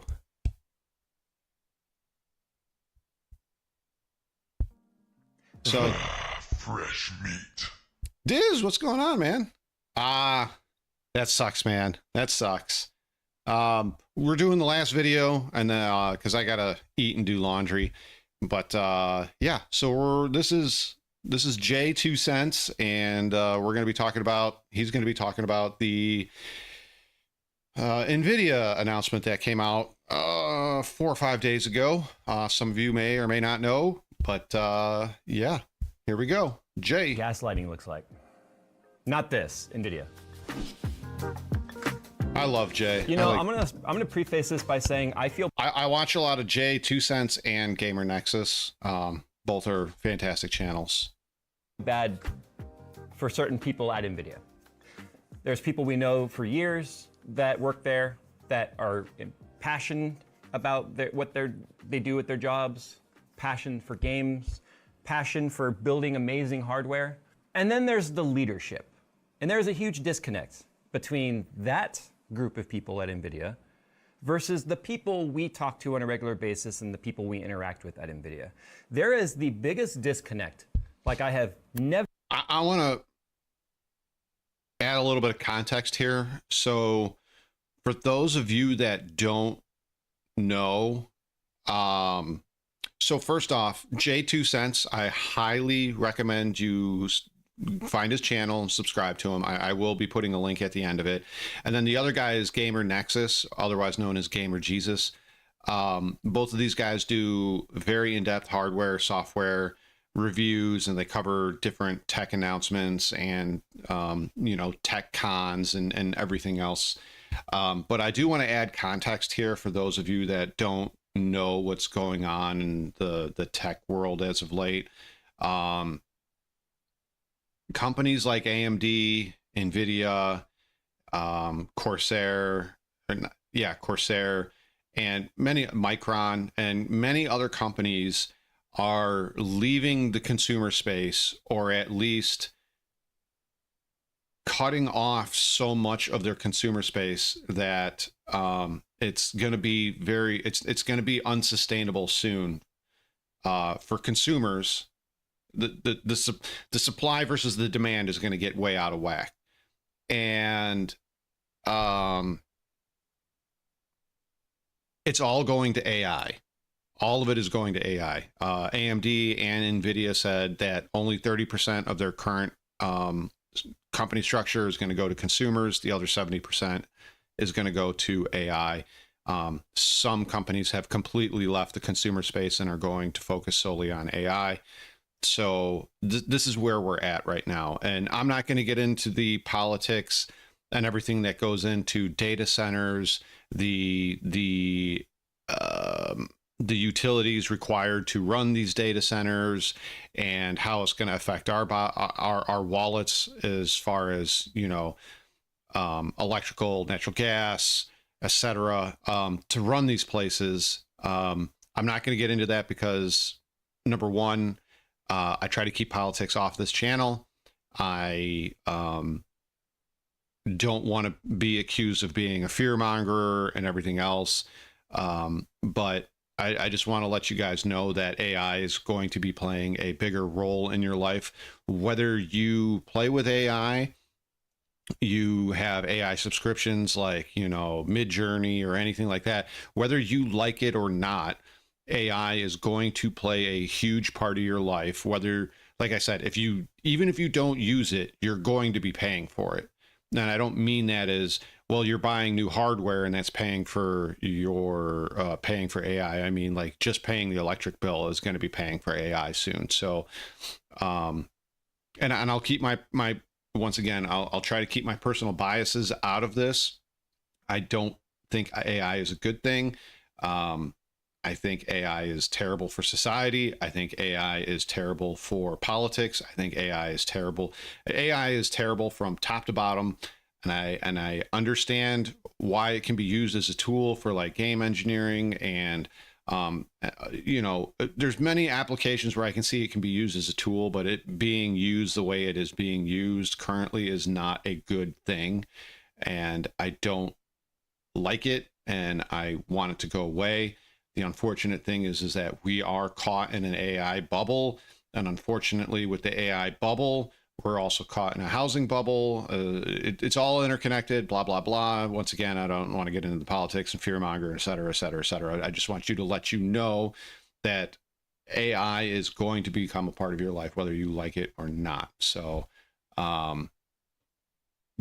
Anyways, I'll stop there. And yeah, Jay, please continue. Never seen at a brand. Obviously, I'm about to talk about the 5070 Ti being discontinued and the 5060 Ti probably very shortly thereafter, if not already discontinued by the time you watch this video. The reason why I say that this is like the ultimate gaslighting is the shortages at which... And it's funny because these came out a year ago and they're discontinuing the 70 and the 60 already. It's been a year. It's been 1 year and a couple of months. I don't have a PS5, but I might have to go back to console gaming. But once again, not to fearmonger and politic and all of that. Very soon, PlayStations, Xboxes, PC, Switch, all of that stuff. You're not going to be buying video games anymore. It'll be a streaming service like Netflix. That is going to happen. It's pretty much already happening. It's just going to become, it's just a matter of time when it becomes, it's the only way you'll be able to play video games. NVIDIA is using as the drive for discontinuing these two products is because of their AI business. This is no surprise to anyone. Anyone that has even a fraction of a functioning brain knows this.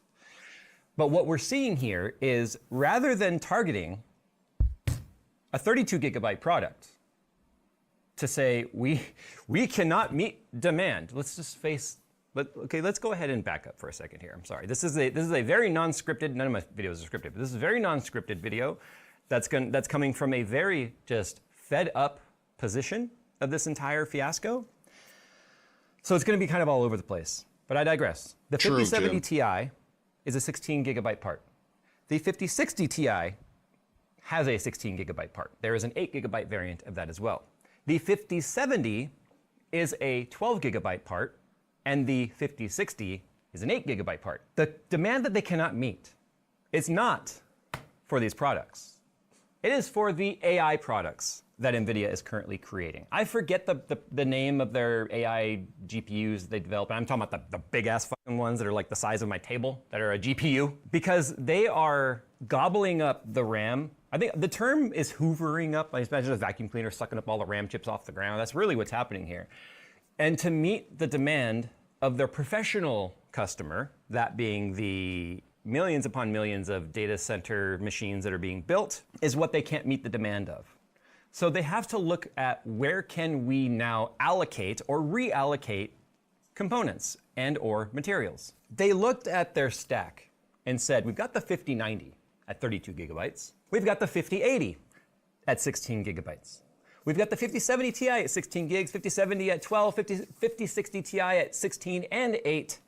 And then we've got the 5060. Where do we cut it? Rather than say, maybe we should slow down production on a Halo product that is, well, admittedly, now the poor man's entry into LLMs, to be honest. And I say poor man's because it cost anywhere between $2,000 to $3,000 and going up on average. And I say between because the MSRP of the 5090 is $2,000, which you know sells for way more than that. And then all the AIBs start at about $2,500 and go up from there. These are what entry-level LLM users and AI developers are basically using. Then you've got the RTX Pro 6000 at like $9,000 plus, and it only goes up from there to the hundreds of thousands of dollars for the GPU product. So rather than say we could save RAM by producing less 5090s, or, you know, producing less 5090s and allocating some of that memory towards this product stack to keep this going, which is admittedly, like, this is like the upper cap for many people on what they can spend on a graphics card. Yeah, 50, like, it's been this way for, this has been this way for as long as I've been in the computing, the PC gaming space. It doesn't matter what generation of video card you're talking about. The 90s, the 80s, the 70s, or the 90s, the 80s, the 70s, the 60s. 80 and 70 was generally the top of where most of us sit, right? The only reason why I have a 3060 in my machine is not because I couldn't afford a 70 or an 80 at the time, a 3070 or a 3080 at the time. It was, at the time, was the Bitcoin craze, and I could not get an 80 or a 3080 or a 3070 at all. I had to, I couldn't buy it off of Amazon. I couldn't get it from a third-party site. I couldn't get it from Newegg. I couldn't get it from anywhere. So I had to have a computing company make my computer for me. I was going to build it, but the only way I could get the video card was if I pre-bought the video card and had them build a PC around it. That was the only way I was going to get a video card. It didn't matter what gaming company or PC gaming company you went to at this time, the 3060 was the best that you were going to get because there was nothing else available. So I just went ahead and did that. And it took nearly a full 2 years later before the 70s and the 80s and even the 90s were available again. But they were still at exorbitant prices. But anyways, the 80s and the 70s are generally the top area where most gamers sit. You know, not all of us have six-figure jobs or six-figure jobs plus. Not all of us have that kind of money because we have family, we have other hobbies, we have other interests that we can justify spending that kind of money on a video card. So yeah, 70s and 80s are generally the top of where people are sitting at for PC gaming. Generally, it's like it was about $750 at the time. It's gone up significantly even since the news broke because of panic buying. They've decided to discontinue the product because that 16 gigabytes of RAM can go towards the professional product or continuing to build more 5090s. The 5060 Ti 16 gig obviously falls in that same boat. The 8 gigabyte category will stick around because it's 8 gigabytes, and the 5070 They still have to have a 70 tier. They can't get rid of that tier entirely. This is one of the reasons why you're not seeing the super cards, which are rumored and rumored and rumored, which absolutely positively were in development. We know this for a fact because there has been TI super variants now for several generations. Obviously, if they're going to have to discontinue the 5070 Ti, it would look very strange for them now to come out with the 5070 Ti Super. But I don't know, maybe in another crazy world, they'll get rid of the 5070 Ti and then just bring out the 5070 Super or 5070 Ti Super and then call it a day. Like, they never needed to keep them all around. I don't think that's what they're doing. I think they're just reallocating those chips to another product. I call it the ultimate gaslighting because it's kind of being, NVIDIA has not confirmed this. Obviously, my pieces of plastic are starting to get expensive rumors, too. And then Hardware Unboxed's recent video where one of their AIB partners actually told them directly this is what they've been told by NVIDIA. So this is definitely the game of telephone, but I find Hardware Unboxed to be credible. So I'm taking that information as gospel at this point. I haven't reached out to any of our direct AIBs, but it doesn't matter because the reports are already out there and they've already confirmed it on their end as far as I'm concerned.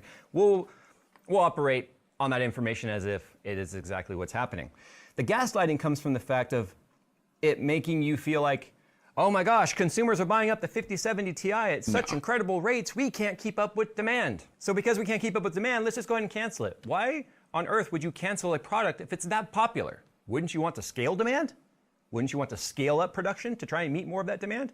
No, it's because NVIDIA cannot make the same kind of dividends off of a $750 product, asterisk, because it's definitely more than that. It's because they want to just continue to build I mean, before the announcement, I was looking at putting together, using PC Parts Picker to put together a new computer, something that I wouldn't be able to afford for another couple of years now, you know, just because of certain family situations. All you guys are aware of that.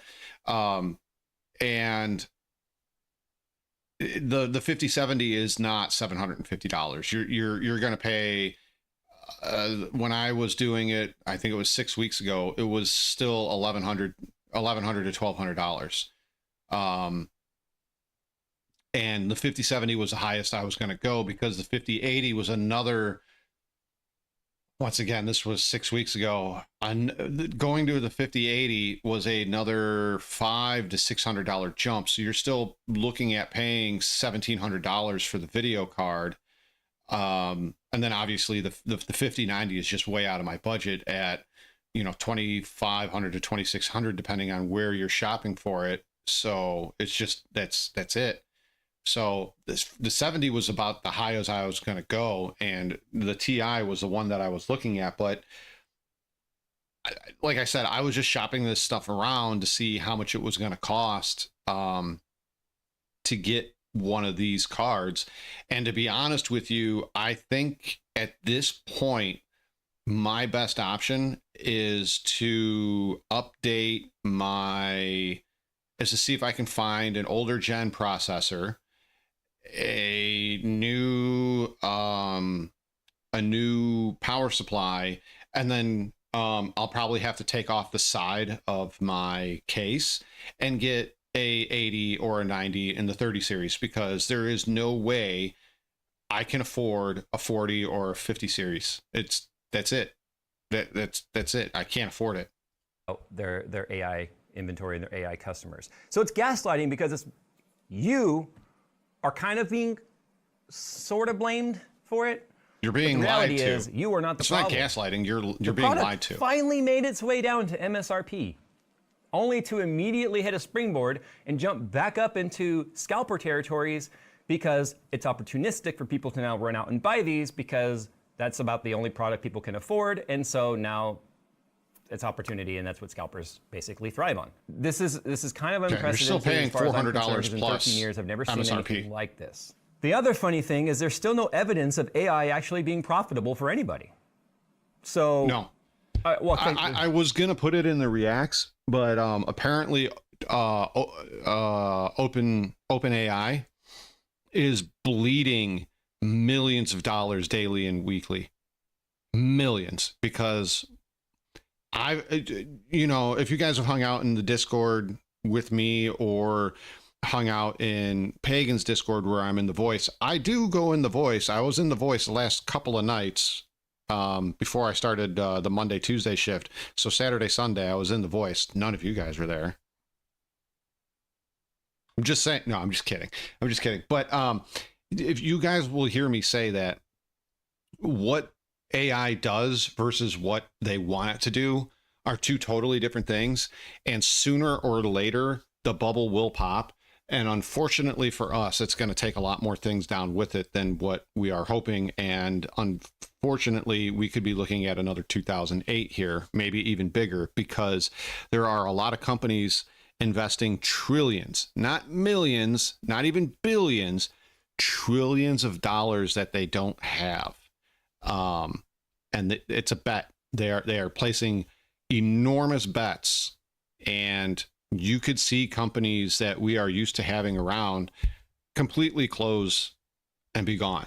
You know, like Facebook, for example. I forget how many trillions of dollars they invested into AI, but they don't have that money. They haven't had, they've never had that kind of money, but yet here we are. They're investing trillions of dollars into AI. Let me rewind. It's profitable for NVIDIA into the trillions of dollars, yes, because NVIDIA is basically. Here's the other thing too. And once again, I'm trying not to get super political. I'm just telling you the reality of the situation. It's going to get very, very, very profitable for certain politicians. I'm not saying one aisle or the other. I'm just saying politicians in general. It's going to get very, very, very lucrative and profitable for certain politicians in certain states that allow data centers to be built. I'm telling you right now, keep an eye on your backyard, because sooner or later a data center will be put up in your backyard, and people are going to make a ton.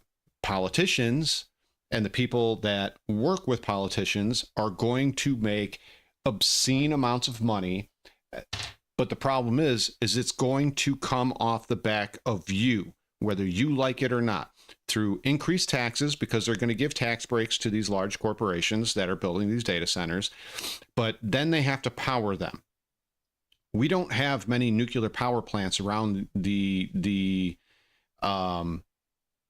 United States. So the amount of energy that's going to be required to run these data centers is going to be high, which means, once again, they have to pass the cost on to somebody. So who's going to pay for it? The everyday average homeowning American, or I hate to say it too, renter, because the landlords are going to get paid more or charged more for electricity. So they're going to charge you more. So there is a trickle down effect, so to speak. So yeah, I am too, because at this point, it's going to cost. So if I want to do a 3090, I would have to look at the prices again. I'm going to be paying $1,500 plus for a 3090. Plus I'm going to have to pay another $150 for a new PSU. And then I'm going to get the most out of my 3080 or 3090 that I want, I'm going to have to replace the chipset with, that's going to cost me another $150 to $250 right there. So it's ridiculous. I can't afford that.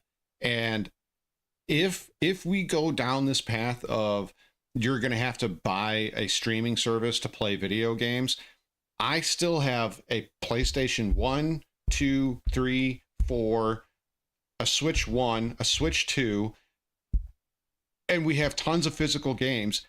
I'll go back to playing those games. Fuck you guys. I'll go back to playing Final Fantasy 7 on my PS1.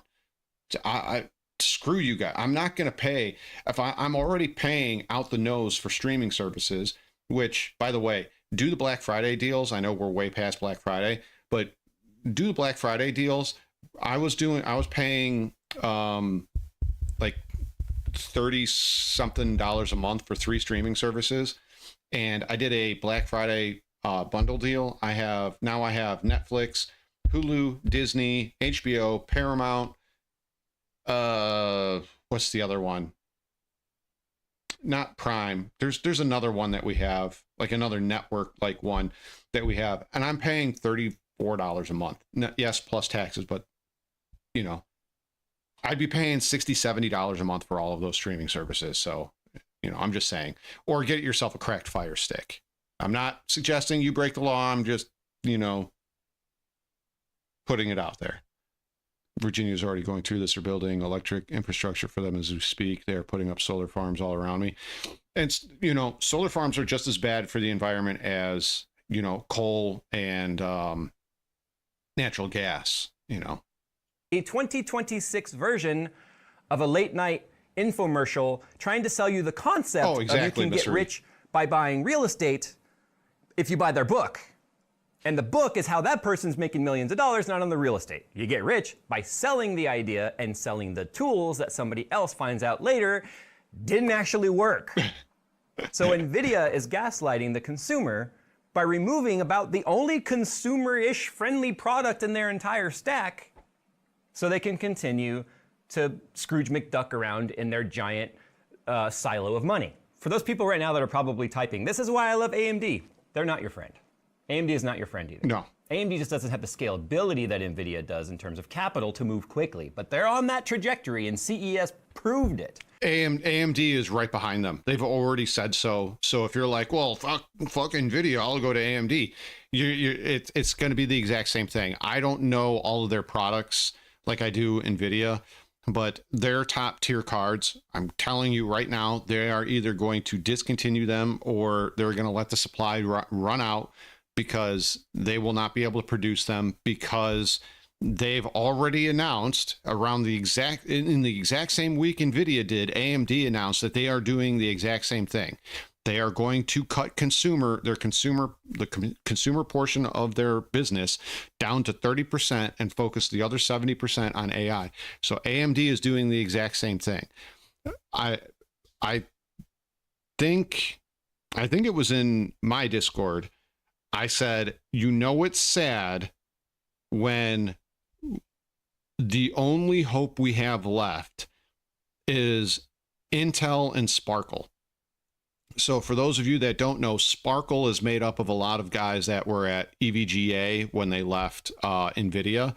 So Intel and the Sparkle guys that put together their GPUs, that's our last hope. Those are our last hope right now, because unless, for example, Steam or Valve, whatever you want to call them, starts making GPUs, even trying to get a hold of a Steam machine is going to be damn near impossible with the way GPUs and RAM is skyrocketing in cost. We need more people to step up and make more RAM and more GPUs. Otherwise, the home PC gaming market, community, whatever you want to call it, is going to be gone here shortly. It will be gone.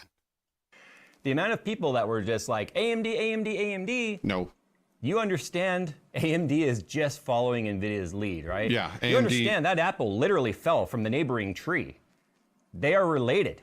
And so many people still don't even realize that. Lisa Su and Jensen are related. But I can promise you that AMD is just following NVIDIA's path. It is a profitable path. It is a path that is working for NVIDIA, and AMD wants their... If you watch the latest not the latest, but a recent Gamer Nexus video, Jim, the head guy at EVGA runs the Intel Sparkle business. So... And he is just as passionate about making GPUs as he was with NVIDIA when Gamer Nexus did an interview with him. So, you know, Steve at Gamer Nexus did this interview, and he is just absolutely pumped to be working at Sparkle with Intel. And he said multiple times throughout that interview that Intel is allowing them to pretty much do whatever the hell they want. So we might see a new GPU come out that can handle the type of gaming that us gamers want to push onto these cards or push through these cards. The only issue that I see has been the same issue that I see between NVIDIA and AMD, and that is the drivers. So we'll see. We will see. I'm sure I'll have PS6 running native 4K. But I mean, you're still going to be paying. Here's the thing, though, Diz. You're still going to be paying when the PS6 comes out. If AI is still a thing, you're going to be paying $2,000 plus for that PS6, and the same for the Xbox, whatever they're calling it. Like, just because of the way how much memory is costing right now, how much chipsets are costing, and how much GPUs are costing, that PS6 is going to be a $2,000 machine. And it's the same with oh, it's in my pocket. It's the same with these. It's the same with these. These are going to go from $1,000, $1,200. They're going to be $1,500, $2,000, $2,200 for a cell phone, because of what's going on with this. And and like I said, your PS6, your Xboxes, they are eventually going to go to streaming only gaming. You will not be able to download your games. It'll be cloud service based. The other thing to watch out for is with Xbox versus PS right now. Xbox is the clear winner. If streaming, cloud streaming services don't take off in the next 2 years, 3 years, right now Xbox has the edge on PS, because they're going to come pre-equipped with Steam, Epic, and the Microsoft Store already in them, and you'll just have to any Steam game that can be played with a controller will be available to play on the Xbox. Same with Epic stores. Any game that can be played with an Xbox controller will be available to play on the Xbox day one. And then obviously the Xbox, the Microsoft Store, Microsoft, whatever the hell they call it. So yeah, Xbox, for me right now, as of right now, if you were to say, hey, Scard, are you going to get an Xbox or a PlayStation? And I'm a PlayStation guy. I've owned 1 all the way through 4. I'm going Xbox. I hands down going Xbox. Chunk and their slice of that pie as well. So please stop fooling yourself into thinking that AMD is actually your friend. Now, the same thing goes for AMD. The people we talk to at AMD, all of the product developers, all of the product managers, the marketers, they absolutely love and believe in the product that they are involved with. Whether we like it or not. There is a huge disconnect between leadership and those teams.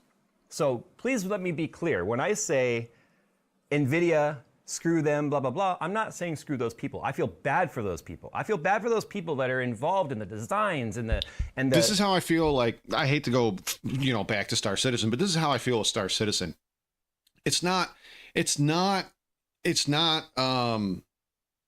lot of the developers' fault, like Torsten and those guys. It's not their fault that Star Citizen is the way it is. It's the upper management's fault. It's the CEO's fault. And at first I was one of those guys, well, it's the developers are doing this. But once I learned what was actually happening inside of CIG and how things were being done, I quickly changed my tune to, it's not the developers, it's upper management. It's all upper management's fault. It's the leadership's fault. And I'll continue, like, when I say CIG sucks or RSI sucks or Star Citizen sucks, I'm not saying that the developers and the players suck. I'm saying that the upper management and the leadership just absolutely are terrible at fucking doing their job. And I feel exactly how Jay feels right now when I talk about Star Citizen and some of the other gaming studios that I talk about. It's not their fault. It's not the developers' fault. It's not the player's fault. It's not the it's the leadership's fault. All of the effort and energy that goes into creating what they believe is the greatest product they can come out with on either side for gamers, only for gamers to just be completely shunned by leadership. Mm-hmm. We already know Jensen's entire philosophy on all of this. And this is, we'll talk about a bigger problem in a moment here, but when when Jensen got on stage and said, AI is the house that GeForce built, we were nothing but a rung in a ladder to get to somewhere else. And now that it is less than 10% of the total revenue, I don't know what the profit is like for NVIDIA when it comes to gamer grade hardware, but now that it's far less than 10% of its total revenue, It's obvious what the writing on the wall is. I don't think they're ever going to stop making gamer graphics cards. I just think the gaming landscape, as far as we know it right now, until this AI bubble bursts, is we have no idea what this is going to look like. The other thing I wanted to say is also the backtrack on the whole concept of Jensen's policies that they are a private company that is not to be, involved with government, and all of that. We obviously know which direction that went. So now you're just seeing extreme bootlicking on a level that is just, it's gross. It is so unabashed. It's disgusting. So to see that 180 tells me everything we need to know about NVIDIA's leadership as a whole. Again, I think the products are amazing. Nobody can deny, with the exception of the melting connector problem, which NVIDIA plays a part in because they were a consultant with PCI SIG. So is Intel. We all can agree the 5090 is a brute of a GPU. It just unfortunately comes with a brute price tag to go along with it. Could you imagine if the 5090 was $1,000? Everyone would want one. I'd buy one. There's nobody out there that wouldn't want one at $1,000. I'd buy one. Now, whether or not you could afford it doesn't mean you could want it, so don't fool yourself. But at the same time, I don't know what the future is going to look like. No, I mean full streaming, Diz, like full streaming. They've already, certain people have already announced it's going away. Like if you want to play video games, you're going to have to get them only off the cloud. And that'll be the only way you can get them. And you'll have to pay a subscription fee for that. So with you're already paying for, PSN network, $50 a month or whatever, or $50 a year or whatever it is. You're going to have to pay for their streaming service monthly on top of that. Rockstar has already said that they're going to, if they can't get PlayStation and stuff like them to fall in line, then they're going to start their own cloud services. You're going to see eventually it's at first it's going to be Xbox, Nintendo, PlayStation, right, for cloud gaming services. So if you have a PlayStation, you're going to have to pay for their cloud gaming service, right? And all the Xbox or all the PlayStation games will never be physical. You'll never be able to download them. You'll have to play through cloud services only, and you'll have to pay a monthly fee. What you will end up seeing eventually is you're going to see the same thing happen in gaming as you did with TV streaming services. So eventually you're going to have Rockstar streaming services. You're going to have Activision Blizzard streaming services. You're going to have, if they're still around, Ubisoft streaming services, EA Games streaming services, Bungie streaming services, and it's going to just spiral out of control after that. It's going to happen. It may not happen in the next year, but I guarantee you in the next 5 years or less, it will go from PlayStation and Xbox to Ubisoft, EA,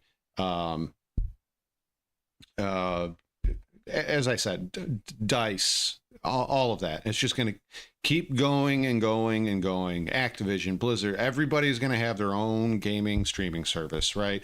NetEase, Tencent, they're all going to have their own. They're all going to have their own. Oh yeah. Car companies they're moving further and further away from selling cars. It's lease only. That's becoming a big deal, and it's going to continue to be a big deal.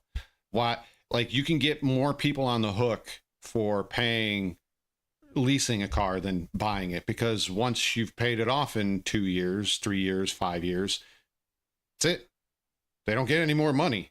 The only people that get money, the only way they can get money is if they make proprietary things on that vehicle so that you have to bring it directly to a dealership where they then overcharge you for all the shit that you need and probably don't need to get fixed and replaced in that car. So yes, leasing is going to be a thing. Starting a lot of this. So I think what we're going to see is the 5070 continue to exist at 12 gigs until they start realizing now they need to steal more memory chips from the production line and the packaging of products. Because we already saw NVIDIA remove the chip packaging for the AIBs, right? AIBs have to source their own chips, which has led to an artificial inflation because individual AIBs do not have the buying power that NVIDIA does in terms of quantity Exactly, we all know the more Jim. quantity you buy, the better discount you get. NVIDIA is keeping all those chips for themselves. So the 5070 12 gig will stick around, and the 5060 Ti 8 gig will probably stick around because they still have to have those stacks. But this is just one of those things where this video is probably nothing more than making myself feel better. Let's not fool ourselves. I think Steve at Gamers Nexus does amazing due diligence and involving uncovering so much of this information in these document trails and stuff, but it doesn't matter. Nothing's going to change. The whole Palantir thing, I understand the reasons behind the whole real push on the grossness between the Palantir and NVIDIA collaboration there. It's not making any difference. It's not going to make a difference. No. And I'm not saying they don't give a shit. We shouldn't be loud and vocal about it. I'm just once again, they just don't give a shit. As long as they are making more money than they can count, they don't really care. Like he said, this is the consumer market of GPUs for both AMD and NVIDIA is 10%. It's 10% of their profit. The other 90% is the trillions and trillions and trillions of dollars these companies are giving to them for AI cards and tools. That's all this is. And as NVIDIA and AMD has made perfectly clear, us consumers were just a stepping stone, a rung in the ladder, the jump that they needed to make to get to where they are now. And so when all of this falls apart, keep this in mind. You remember this. These companies are not your friends. They don't care about you. You are there for them to step on to get to the next big money handout. Like that. That's it. That's it. So when the AI bubble crashes and burns and is gone and they have to come crawling back to the consumers again, just remember that they did this and be cautious. If a third or fourth or fifth party comes out and says, hey, we're going to make video cards, I'm probably going to go with those third, fourth, and fifth parties. As long as their drivers are semi-decent and can keep up with what's going on game-wise, then yeah, I'm going to go with them. Don't expect anything to come of it, is all I'm saying there. So I don't think the government can bail them out because of the maddening amount of money that has been invested that's going to suddenly disappear overnight. Because as I said, none of these companies have the money that they're investing. They're borrowing upon borrowing upon borrowing, and basically gambling this away. I don't think the government can bail them out. I really don't. This is not going to be like in 2008 where we're talking billions of dollars. This is trillions upon trillions of dollars, and I don't think the government can do anything about it. I could be totally wrong. I mean, we're already, what is it, 36, 37, 38 trillion dollars in debt. What's a couple hundred more trillion dollars to add to the debt? Our unfunded liabilities are, the last time I looked, $130 trillion of debt. So the actual U.S. debt is closer to $200 trillion than what you actually see the GDP debt as. So when you add the national debt plus unfunded liabilities, it's almost $200 trillion. So just keep that in mind. As well, you'll actually get better results yelling at the passing by cloud. Oh, and unfunded liabilities are things like Social Security, Medicare, Medicaid, et cetera, et cetera, et cetera. Than you will getting Jensen or anyone in NVIDIA to actually listen to people like us, because we do not generate trillions of dollars for the tech mega brand. So my recommendation, I don't have one. It's rare that I don't have one. This news broke a few days ago. Took me some time to get to this one because I was busy repairing this guy, which, fun fact, I finally did it. It's not perfect. I've got to redo it again because I have some leads that aren't jointed as well as I need, so I'm getting some variance across some of the amps per pin. But the bottom line is the card still works, it still boosts, it does everything I need it to do. it just has some unevenness on the pin amps, and that's 100% because of my solder joints. I can work on that. So I stuck with it, and I'm doing another video about using this card, of removing and replacing the connector and hopefully doing a better job. But interesting. After watching about 12 hours of Alex's videos at Northridge Fix, did I finally like figure out some of the technique to at least have a solid starting point to build upon. And I'm thinking now it's more important than ever that I be able to repair my own cards, because it's like we're becoming Cuba of graphics cards. If you don't know what I'm talking about, because of like the whole Cuban Missile Crisis back in the 60s, and they still manufacture 1957 Chevys, or still have them on the road and running. Embargoed for so long, they had to learn to make their own stuff to keep their cars running and all of that. And it's all just from random crap on the island that keeps the entire infrastructure running. If you ever watched, look, if you're bored and you're like, I need a break from tech stuff, go on YouTube and just look up Cuban engineering. And you will find some of the most creative and interesting ways that regular ass people have kept their 1957 Chevy running, because that's the newest car they could get at the time. So it is fascinating, and I kind of feel like that's where I'm entering regarding graphics cards right now. And for Louis Rossman, I'll probably try and hot glue something together just to spite the guy, but that's fine. Anyway, time to get out of here. This video is for nothing more than me to get it off my chest and now put it on you. So you do with it as you will. I don't know what the future looks like on this. I don't think the future of games is going anywhere. I just think we're going into the dark ages a little bit regarding what new hardware is going to look like. And let's just all collectively hold our breaths so that we can wait to hear the pop heard round the world. No, technically we don't own access to any of the games that we buy and download either, which is a bad thing. Hold on a second. Put that in there. That's J2 Cents. I enjoyed that video very, very, very much. If you don't watch him regularly or have subscribed to him, check that guy out. He's really good. I very much enjoy a lot of the stuff that he does. But yeah, I am not looking forward to the future of gaming, to the future of PC gaming, the future of consoles and cell phones. I'm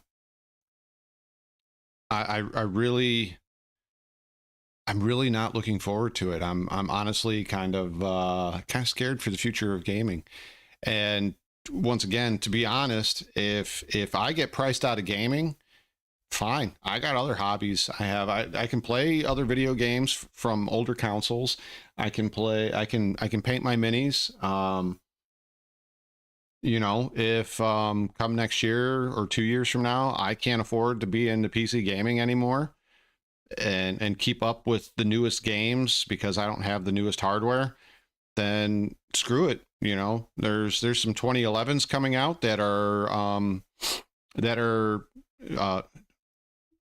there's 2011s out now that are cheaper than a PC, which is honestly astonishing because a lot of the 2011s I look at, like the Terran Tactical Pit Viper, you're talking about a $6,000 handgun, and it will soon probably be cheaper than buying a computer in the next couple of years, which is terrifying to think about. You know, there's a couple other 2011 gun companies out there. You know, you're talking $2,000 to $3,000 price range, and that's still cheaper than buying a computer right now, which is absolutely crazy. You know, you're one level of engineering and one genre to another level of engineering that is slowly getting priced out of everybody's budgets, which is kind of sad. It's kind of sad, unfortunately. I hope you guys have a great week.